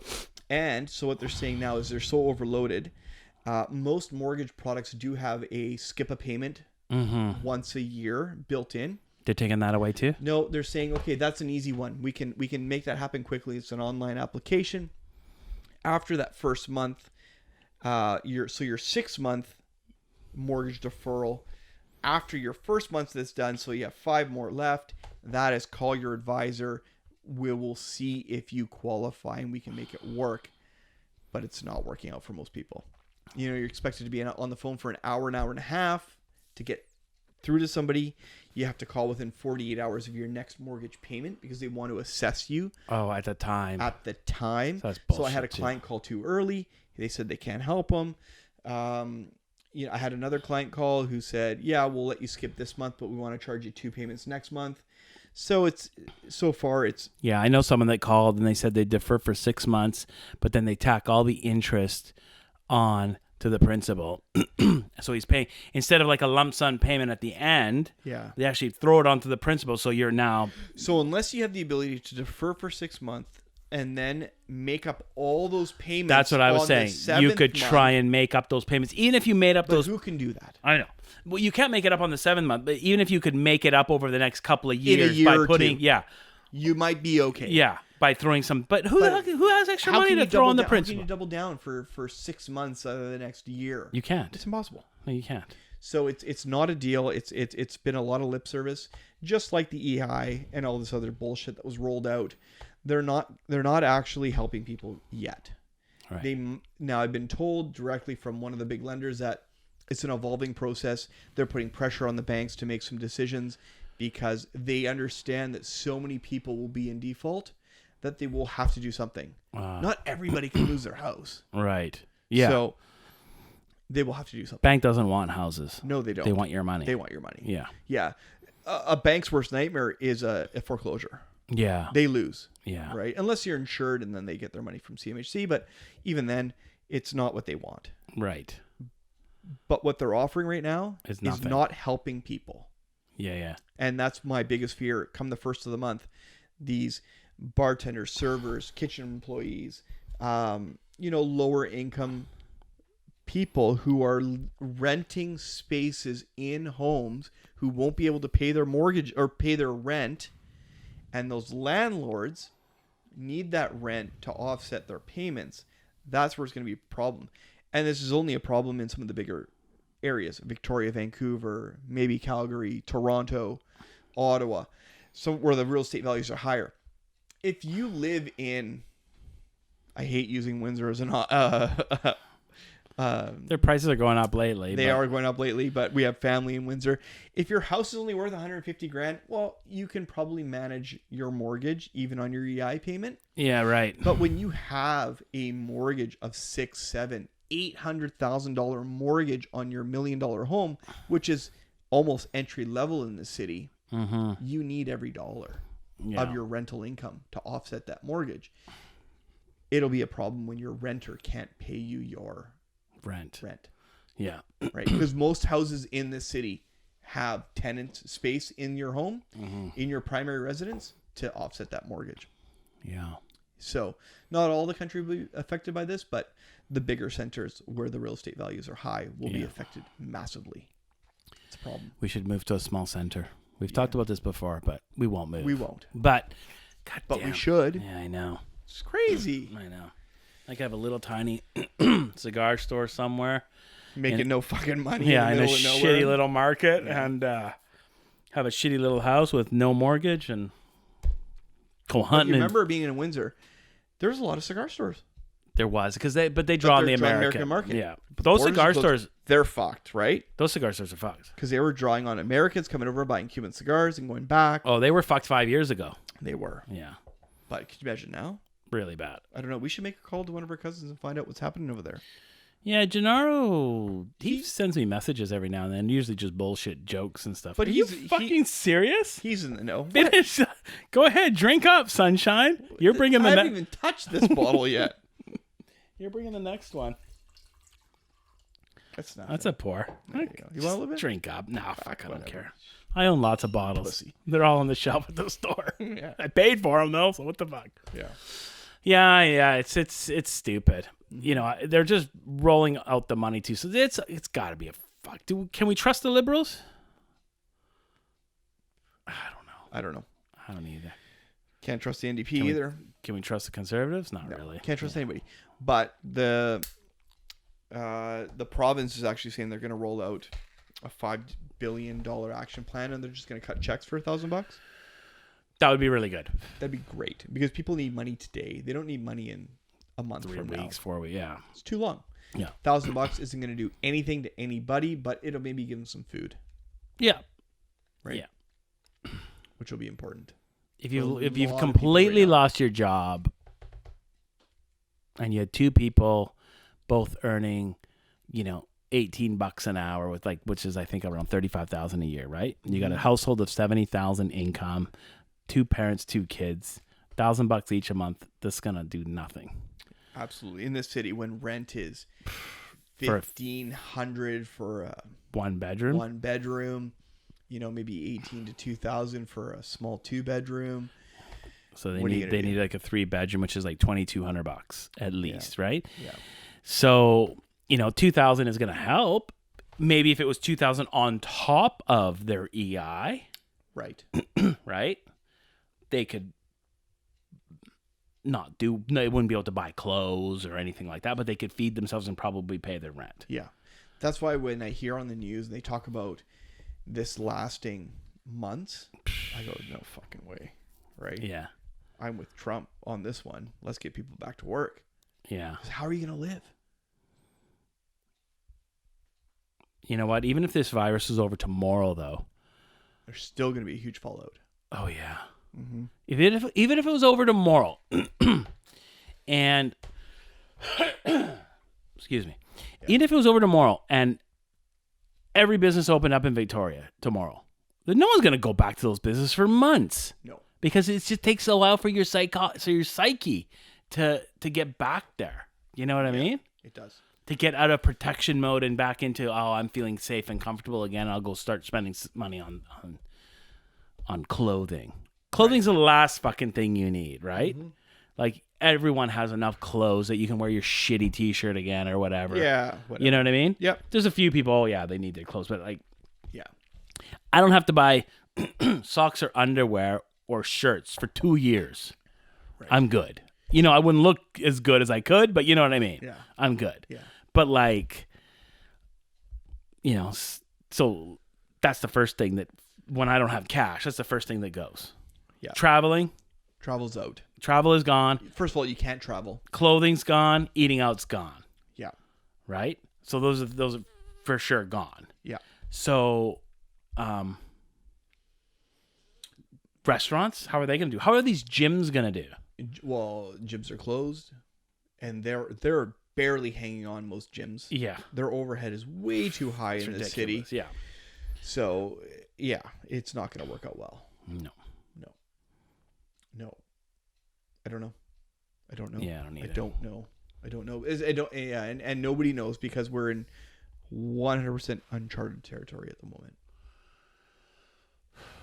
Well, yeah, some people were comparing it to the Spanish flu. I don't know anything about the Spanish flu. That was a long time ago, though, wasn't it? After the First World War, 1918 or something like that? Right. So how does that compare to today? Well, I mean, I don't know. People were... Yeah, I get it. A lot of people died, and it was hard times, but it was very different. Yeah. It was worse back then, though, in a way. People didn't have mortgages back then, as far as I know. Did they? I don't know. When did the mortgage come around? I don't know. Couldn't have been. It had to have been after that, though, right? I would think so. Those people had it tough, though, eh? Yeah. No wonder the Roaring '20s were such a shit show, because people were just so glad to be alive. Yeah, no shit, hey? Right? Yeah.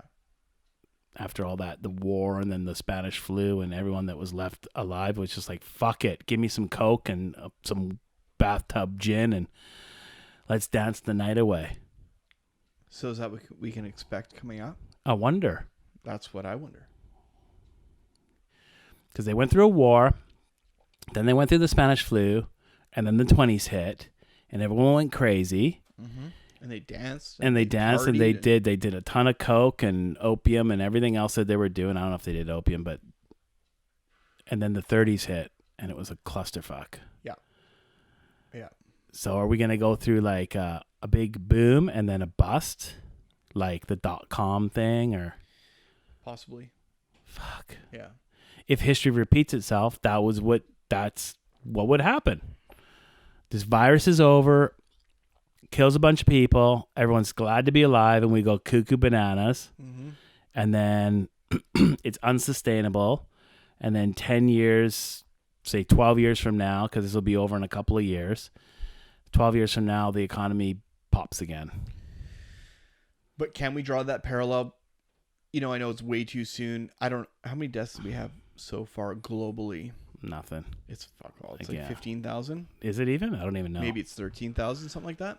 They had, what did they have, 50 million on the Spanish flu or something? 25 or 30, whatever. It was a lot, yeah. And the population of the planet might have been a lot less. 2 billion. Yeah, I don't know. Now we're at 7 point something, almost 8 billion, call it. And we're at, that's the other part that I'm not fully getting is, the amount of deaths is very low based on how we are locking everything down. And I get this is transmitting very, very quickly. It's transmitting differently than other viruses that we've ever seen. Yeah. But I guess they're worried if it hits so hard, then they're going to have to do like triage like Italy did, where they're just choosing who lives and who dies because they don't have medical respirators. system can't keep up. Yeah. Yeah. And then it's when it gets bad. Right. You know, so we don't lock down, and every person over the age of 70 gets it in Canada, which is got to be 10% of our population. Yeah. And 20% of them end up in the hospital. We're fucked. Yeah. If you get a broken arm, you can't even go to the hospital because they won't have a place for you. You know what I mean? Right. Because you got to think, like, our hospital systems are pretty much full all the time in Canada. There's always lineups at every emergency room, every clinic. Everyone's lined up. You add 10% or 1% to that. Yeah. You're fucked. You're meltdown. Yeah. Well, I think we did a small podcast a couple weeks ago when Gio bashed his head off a goalpost. Mm-hmm. I spent 3.5 hours in the emergency, or not even the emergency, at a walk-in clinic just to be treated very quickly. And it was chaos in there. Mm-hmm. That was all way before this. Mm-hmm. This wasn't even on the radar a month ago. Mm-mm. So, right. Yeah, how do they facilitate that? I don't know. But, the states are changing over factories to build ventilators and drugs. And we've got to be thinking about that. Like Canada, we don't make anything here anymore, it seems. No. Nothing. Everything comes from overseas. We've got to be looking at this differently now, moving forward. I hope so. We should be standing on our own feet with our own shit. We used to make shit here. Why aren't we now? It's the story. It's the age-old thing. Labor's too expensive in Canada. Yeah, but we didn't reinvest in manufacturing. We didn't reinvest. Is this the time to start rethinking that model? We should have been rethinking that 20 years ago. Absolutely, but we weren't. But now, definitely. Well, how can the U.S. manufacture and we can't? Well, exactly. How does that work? Mm-hmm. Are their wages that much lower than ours? No. But they latest on the news, they were saying there's manufacturers who are building ventilators 50, 60 years ago. They know how to build them. They've got the factory. They've got the equipment. They're changing over. Haynes is building friggin' masks, and they're t-shirt company. Oh. And they're saying, well, we know how to build masks. We built masks during World War II. Oh, right. But we don't anymore because they're all made in fucking China. Exactly. So we'll build masks. We'll build ventilators. We'll do this. We'll do that. That's good. Can we do that here? I don't know. Do we even have the facilities, though? So for us to revamp a factory to build masks rather than T-shirts, we have to have the T-shirt factory. Do we even have a T-shirt That's factory? the thing. We don't have the factory that used to build the shit. Yeah.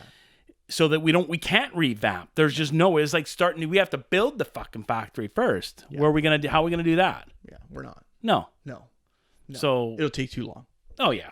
No, and we don't have the population. Yeah. Right. So. Or the will. We don't. You know what? You can say what you want about Americans, but they have the will. They do. They have the will. If anyone's ever traveled, and they have the manpower. They have the manpower, and they're willing to. I don't know. I love Canada. I love my country. I love my countrymen. But there's something about Americans, when something hits them like this, they really seem to just go forward and fight harder for it. It's that, fuck you, I know how to handle this. Yeah, I can do it better. And they do often. And they do. Yeah. So they do have that working. They have something that we don't. Now, granted, they have a lot of things we don't want, but that's one of them that wouldn't bug me too much if we had a little more of that kind of entrepreneurial kind of tenacity, Yeah. Absolutely. Yeah. It's crazy. So my friend that manages all the parking lots down in Houston, had to lay off a bunch of people, A lot. Everybody's doing it. Yeah. And these aren't guys that are making a lot of money. No. These are parking lot attendants, guys that park cars, collect the tickets, stuff like that. How the heck are they going to... That's why Trump wants to get back to work. Yeah. Because, how's a guy like that gonna pay his rent? They're not. He doesn't have any savings. I got a phone with a friend of mine a few hours ago who runs a bunch of restaurants. He laid off 280 people yesterday. Jesus. And these are all bartenders, servers, cooks. These people are cash heavy because they're in that industry. You know, so even if they claim EI, EI will do nothing because 90% of their wage comes from the gratuities anyway, and they're probably not claiming those. Doesn't we all know that. So like, I'm not saying anything about that right now, but they're not claiming it, so it doesn't look like income. So when they go for EI, their EI is based on their wages, which is nothing. They make 10 grand, 12 grand, 15 grand, whatever it is. Yeah. And then, but they've got a couple $100 cash in their pocket every single night that they're living off of. That's gone away. They don't have any savings, and that's a big problem. Now, granted, industry people spend money like it's they do like they piss it away on booze and drinking out and and food. They probably are the biggest driver of the industry. I was just gonna say they're our economy. Yeah, they're the driving force. They keep other restaurants employed, bars employed, and tobacconists and liquor store, everything. You know, I got lots of chefs and servers in my cigar store. Lots of chefs and servers. Yeah, because they make large money every night and they spend large. It's awesome. Yeah, I was in that industry. I know. Yeah. You know, he's the shoebox. You stuff the cash in the shoebox and you spend it. But now they can't even pay their rent. Yeah. Fuck. So that'll be a very tricky time.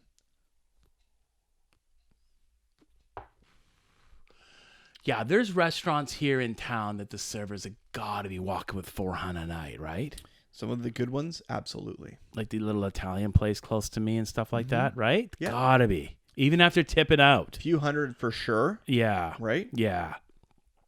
Yeah. Yeah. I haven't been in the restaurant business in 12 years. And it wasn't every night, but you'd make $100. Yeah. Right? On a Friday, you make $150. Yeah. That was cash money. I haven't been in the restaurant business in 20 years, and I was making $60 a night average on slower nights. Right. I worked days. In a day shift, I'd make $50 or $60. And then on a Friday, you make $100. $100. Yeah. Right back then. Yeah. So that was big money when your expenses were low. Yeah. Yeah. And that was I was living at home making that money 20 something years ago. Right. So it's going to be very tough times for those people. Yeah. So unless they have family that they can fall back on, I don't understand how they're going to make it. Yeah, they'll get an EI check maybe if the website gets up and running and they can hold off for 2 to 3 weeks. Well, I'm trying to get my staff their ROEs, right? Because I had to lay someone off today. You were saying that, right? I tried 4 or 5 times throughout the day to try and log on. I could log on and get so far, and then it would time out. Right. Because the server was overloaded. And so what I understand is you can get EI without an ROE. You can. The minimum basic amount, which I think is $400 a week. Is it a week? Or every 2 weeks? Ooh, if it's every 2 weeks, that's terrible. I'd have to double check that, but it wasn't very much. $400 a week, a lot of my staff could live. They barely. Well, they don't make a lot, right? Like, not some of them. An entry-level staff member at my place any place is not making a lot. But they're making... Yeah, I guess if you're making $15 an hour, you're probably, after you pay your taxes, you're probably in the neighborhood of $450 a week. Right. Right? Okay. So if you could get $450 a week as an entry-level person without an ROE, that would be okay. Yeah. You would at least sustain yourself. Right. But if you're making $20 an hour and you can't get an ROE, then you're taking a hell of a pay cut. You are. And if you're used to spending that money, then you've got a problem because now you're short, whatever, $400 or $250 $400 goes for self-employed people. Yeah, so I can collect EI. Not eligible, but you're probably not eligible because you're not closed. So you're still you have to show that you've been closed. See, that's another problem. Because in my case, I've just lost 50% of my income. But you're still open. Right. But I've lost half my money. Yeah. So I just took a 50% pay decrease. I've got no ability to collect EI. Well, it didn't say that you have to be totally closed. I think you have to show that you were, so maybe you do qualify. I don't know. But even so. How do I even calculate I don't know. what company makes what money? And I don't know. because I have one corporation with 2 locations and that's it, right? Mm-hmm. All of my wholesale business, my internet, and my 2 brick and mortars are all under one corporation. Right. So right now, wholesale's still open. Well, not really, but kind of. We're selling a little bit. Yeah. And my one brick and mortar's closed, but my website's still open. So what? How do they figure that out? Don't know. Yeah, because I don't even know. No. I don't even know what profit I make from one company after expenses versus the other location, I should say, not company. But I know basically that I've lost about 50 to 60% of my income right now. Yeah. As of tomorrow morning. I think you hope that this goes away quickly and you get back on your feet. That's the bottom line. By the time these benefits will kick in, if they do kick in. What am I going to get? What are you going to do? They're going to give me You're not even going to bother. They're going to give me a 10% wage subsidy. What's that going to do? My payroll's 10. Oh, it's bedtime. my payroll's like, I don't know, 10 grand a month. Yeah. When they're going to give me 1,000. Woo. What's that going to do? Nothing. Yeah, exactly. Nothing. Yeah. Yeah. I know.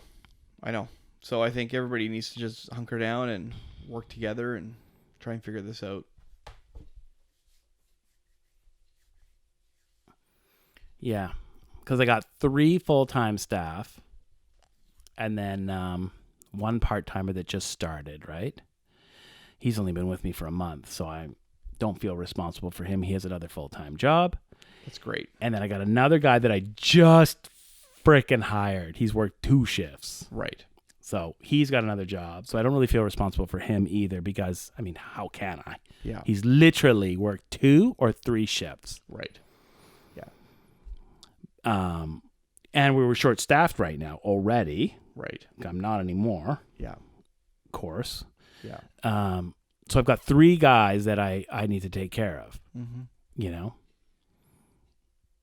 I just don't know. Yeah. I don't know what to do. And it's not like they've got any money saved up. My manager does. A little bit, a couple months worth. Sure. But he's saving that to try and buy a fucking house. I know. So that ain't right. No, it's not right. It's not right. So I think it's really important to try and support local during this time. 100%. Yeah. I had a customer. So I got this little group of guys that I smoke cigars with. And, they're good guys. They're my friends. And they shop at my store. But a lot of their business is, online shopping, blah, blah, blah, all this bullshit. Yeah. I'm going to talk about this one day with everybody.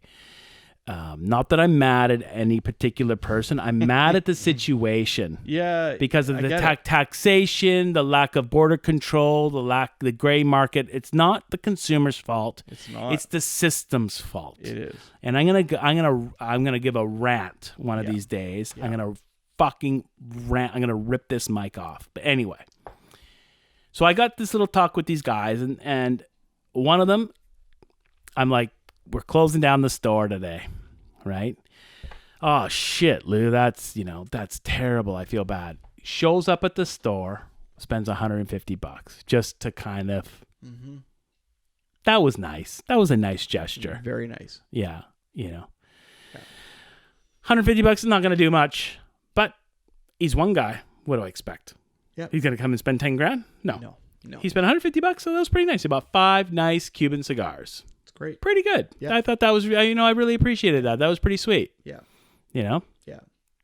Yeah. As much as you thankfully, we haven't been slow because people have been stocking up on tobacco. Right. So thankfully, I've probably made enough in the last 2 weeks to keep me going for a month. Right. But yeah, now's not the time to support Amazon. No. Right. And these little local boutiques that we have in town, nobody went and stocked up on dress shirts or evening gowns. No. Or kitchenware. No. You know? Like, nobody's stocking up on that shit. So those guys, not only are they closed, they were slow before they closed. Like, business started tapering off, and then they closed. Yeah. See, we still had a really good day downtown today. Right. So we were like, not growing, but we were like stable or up, and then we're closed. Right. So at least we have that money hitting the bank account in the next few days, you know, all those Visa debit transactions, which is good because then I can pay my staff, which is payroll today. Isn't that nice? Yeah.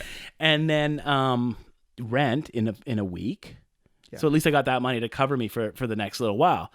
But fuck, so many businesses, I feel fucking terrible for them because I remember what it was like to be a struggling entrepreneur with no cash and no income and no money in the bank and minimal inventory. And, you know, if I didn't get an order every week, the shelves were empty the next week. You know what I mean? Like the tight hand to mouth, trying to make a little bit of profit just to kind of build up. I remember those days very, very well.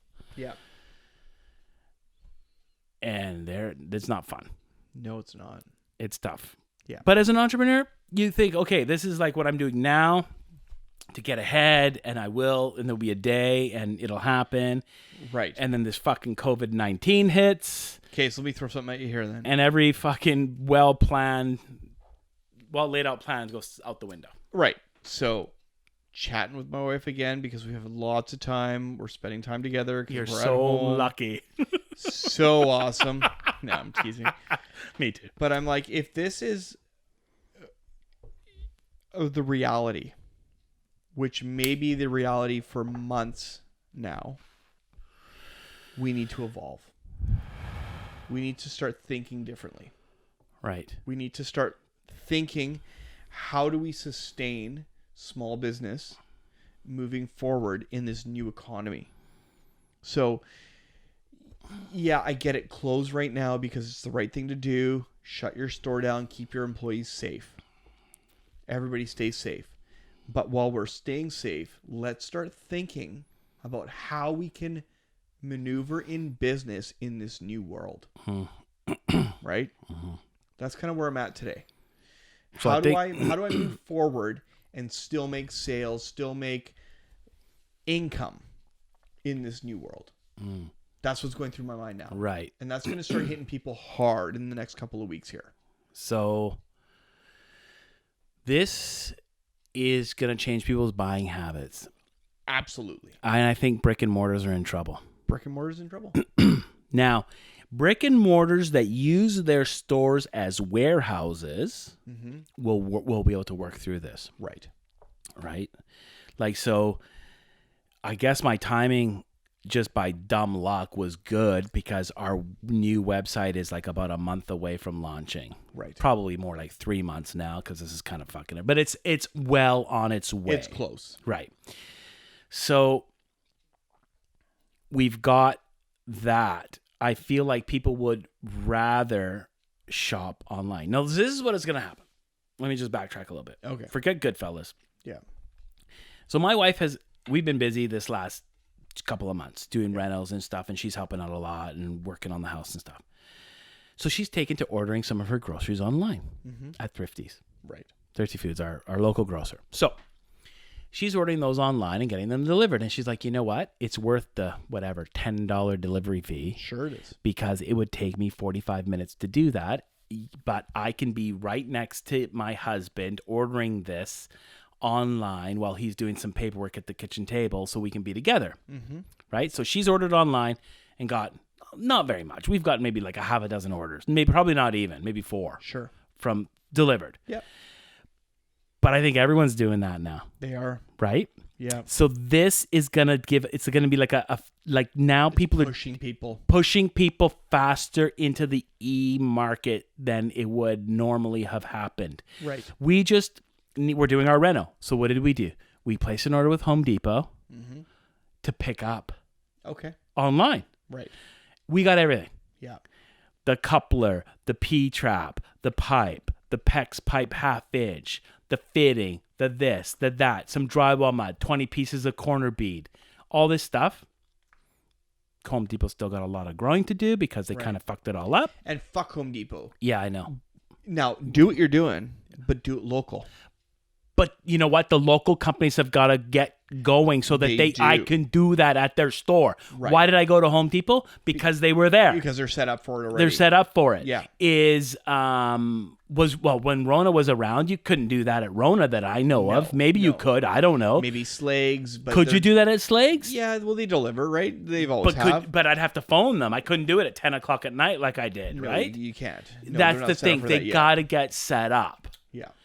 So thankfully, we're getting set up for that. So you can see every single product. So you could buy your rolling tobacco, your papers, your filters, your lighter, all ready. You could schedule it to be picked up in store, or we can ship it to you. So that's nice. But so what I'm saying is, this is going to change people's buying habits. Who the fuck wants to go to the grocery store anyway? It's not a good experience. No. If I can have some guy pick all that shit out for me and then deliver it at his leisure to my house. Yeah. I'm in. I will tell you this. The grocery store for me, because you're a food guy, though. We're a bit of a food family, but I'm a daily shopper.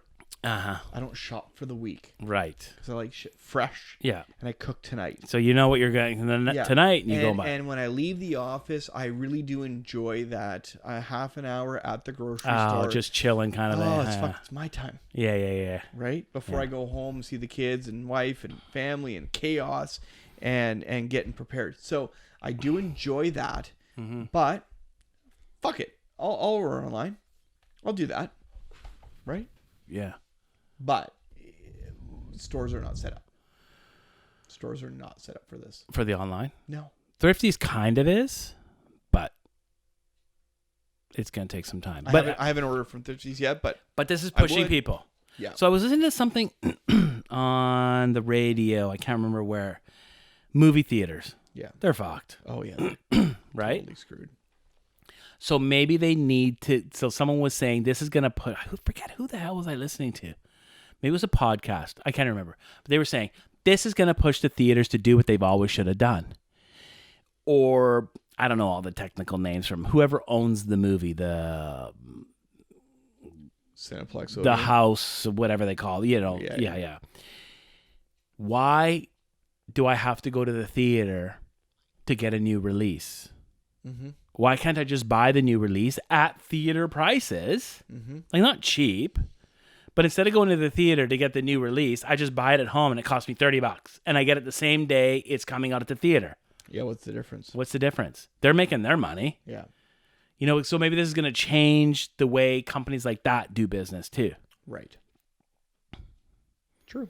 You know? Yeah, absolutely. My physiotherapists are offering call-in physio sessions. I know, I think it's fucking ridiculous. I said, no thanks. But they'll call you, you can call in and you could Skype with them and they will go through your workout or your exercise or your stretching to make sure everything's... Fuck that. No, I'm not there. but it could be a thing, so right? Doctors. Exactly. Doctors are doing phone calls. Why can't you Skype into your doctor? Why would they do that before? I got this pain on my... Yeah, because they don't get paid. They get paid a different rate if you go in or you do the call. Maybe that needs to change too. It does need to change. Why do I need to go in? Why do I need to go in to fill a prescription that I'm not on any prescriptions, but why do I need to go in and fill a prescription that I've been on for, say, 10 years? Yeah. And because he gets paid for you to fill it. Get that. But you should be able to Skype in. Pay the fucking guy anyways and give me the shit now. Yeah. Right? Yeah. Forget it. Save the time. Or even better, we're already short doctors. Why can't your pharmacist just refill the prescription? Yeah. They know more about the drugs than the goddamn doctors do anyway. They really do. They do. So, like, a lot of shit's got to change, right? It's these old ingrained ways of doing things. It's tradition. It's not necessarily good or better or right or anything. Right. We just need to change it. Right. A pharmacist, if you already have a prescription for something, why the hell does the doctor need to refill it at all? Let the pharmacist refill it and still pay the fucking doctor. Right.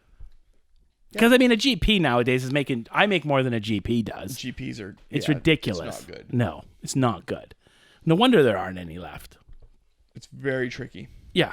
Yeah. So I think maybe this will force us to do some things differently so that we can actually better it. Yeah. yeah, sure, you go to the dentist. You're going to still need to go to the dentist because he's got to do the actual work. Yeah, you can't right? do it over the phone. No. Yeah. But, there's got to be lots of things we should be able to just do over Skype or whatever the hell, FaceTime or whatever it is, whatever technology we use. Right. Yeah. Absolutely. Yeah. Crazy time, man. I know. There you have it. Anyway, that's it. That's it. That's all. Half a bottle of whiskey. A couple cigars later. Yeah. We haven't fixed shit. No. But it is crazy times. Mm-hmm. Next time. Well, we'll talk again we should try and talk again in like 4 or 5 days or something. Yeah, things are changing hour by hour. Yeah. It's not even like day by day right now. It's happening so fast. Yeah. So it will be interesting to keep on top of this and see where things are going. Yeah. Yeah, so we'll get together again soon. It would be nice to get a real estate update. Yeah. I know we can get do you have a public accessible Facebook page or anything so people can get real estate updates? Is there something? Yeah, so I do have a business page, Facebook business page. So I have a YouTube channel which I've just started to post to more recently. What's the easiest way for people to get, like, is there like a portal site? Like your real estate page that you have a link? Yeah, do you have a link? DavidSoletta.com is my website. David Soletta. DavidSoletta.com. If you Google David Soletta in YouTube, you'll find my channel. So if you search in YouTube, David Soletta Realtor. Yeah. I'll come up there. I'm starting to do almost daily posts to keep people informed because I'm not face to face. My website is just my current listings. If you search me in Facebook, I'm also posting links to Facebook, David Soletta and David Soletta Realtor. So Victoria. on your website though, you don't have links to your Facebook and Instagram. I do. Okay, I do. So if they go to davidsoletta.com, they should be able to get a link to everything else. Yeah, absolutely. Okay, so there, and I'm posting. So today was mortgage deferrals. Yesterday was just how we're trying to conduct business from home. I think the next one is how to handle tenants and rent and what to do, and that's a big question mark for a lot of people. Okay. So trying to keep on top of things and maybe give some insight and direction and just see how things as they evolved. Right. And then for me it's goodfellascigarshop.com, and we still have the one location open now, but we are switching over to a delivery system. Yeah. Did a couple deliveries this evening already. Great. It's easy. I've got my cell phone with me. I go around. I do the deliveries. I call ahead, so I'm coming. If you're not home, I'm not going to come. Yeah. And then I just quickly buzz you or call you. If you're in an apartment, I got to call you, so I'm not going to buzzing or nothing. No. And I just say, I'm in the parking lot, and someone walks down. I put it down, you pick it up, I go, we're contactless, right? So we're not face-to-face. Fabulous. So we're doing that. Our Royal Oak location, which is on Glanford Avenue, is still open. I think it'll be open for a while longer because it's attached to the Bird Liquor Store. Yeah. It's in the same building, and I think they're going to be open, I think, as an essential service. Yep. I'm not sure exactly, but so we may have to switch to a delivery system at the liquor store too. I don't know. That'll be a lot harder. Mm-hmm. It's a lot more volume, but we're going to try and keep as many people employed safely as we can for as long as That's we can. That's the key. Safe, yeah. Service the public while staying safe. Yeah. And your employees safe. Yeah. There That's you go, it. man. That's it. All right. Signing off. Thanks. See ya. If that didn't record, I am going to shit a brick. Did it not? It says it's recording. Why wouldn't it? Well, because I don't know what the fuck I'm doing. Go press pause on that thing.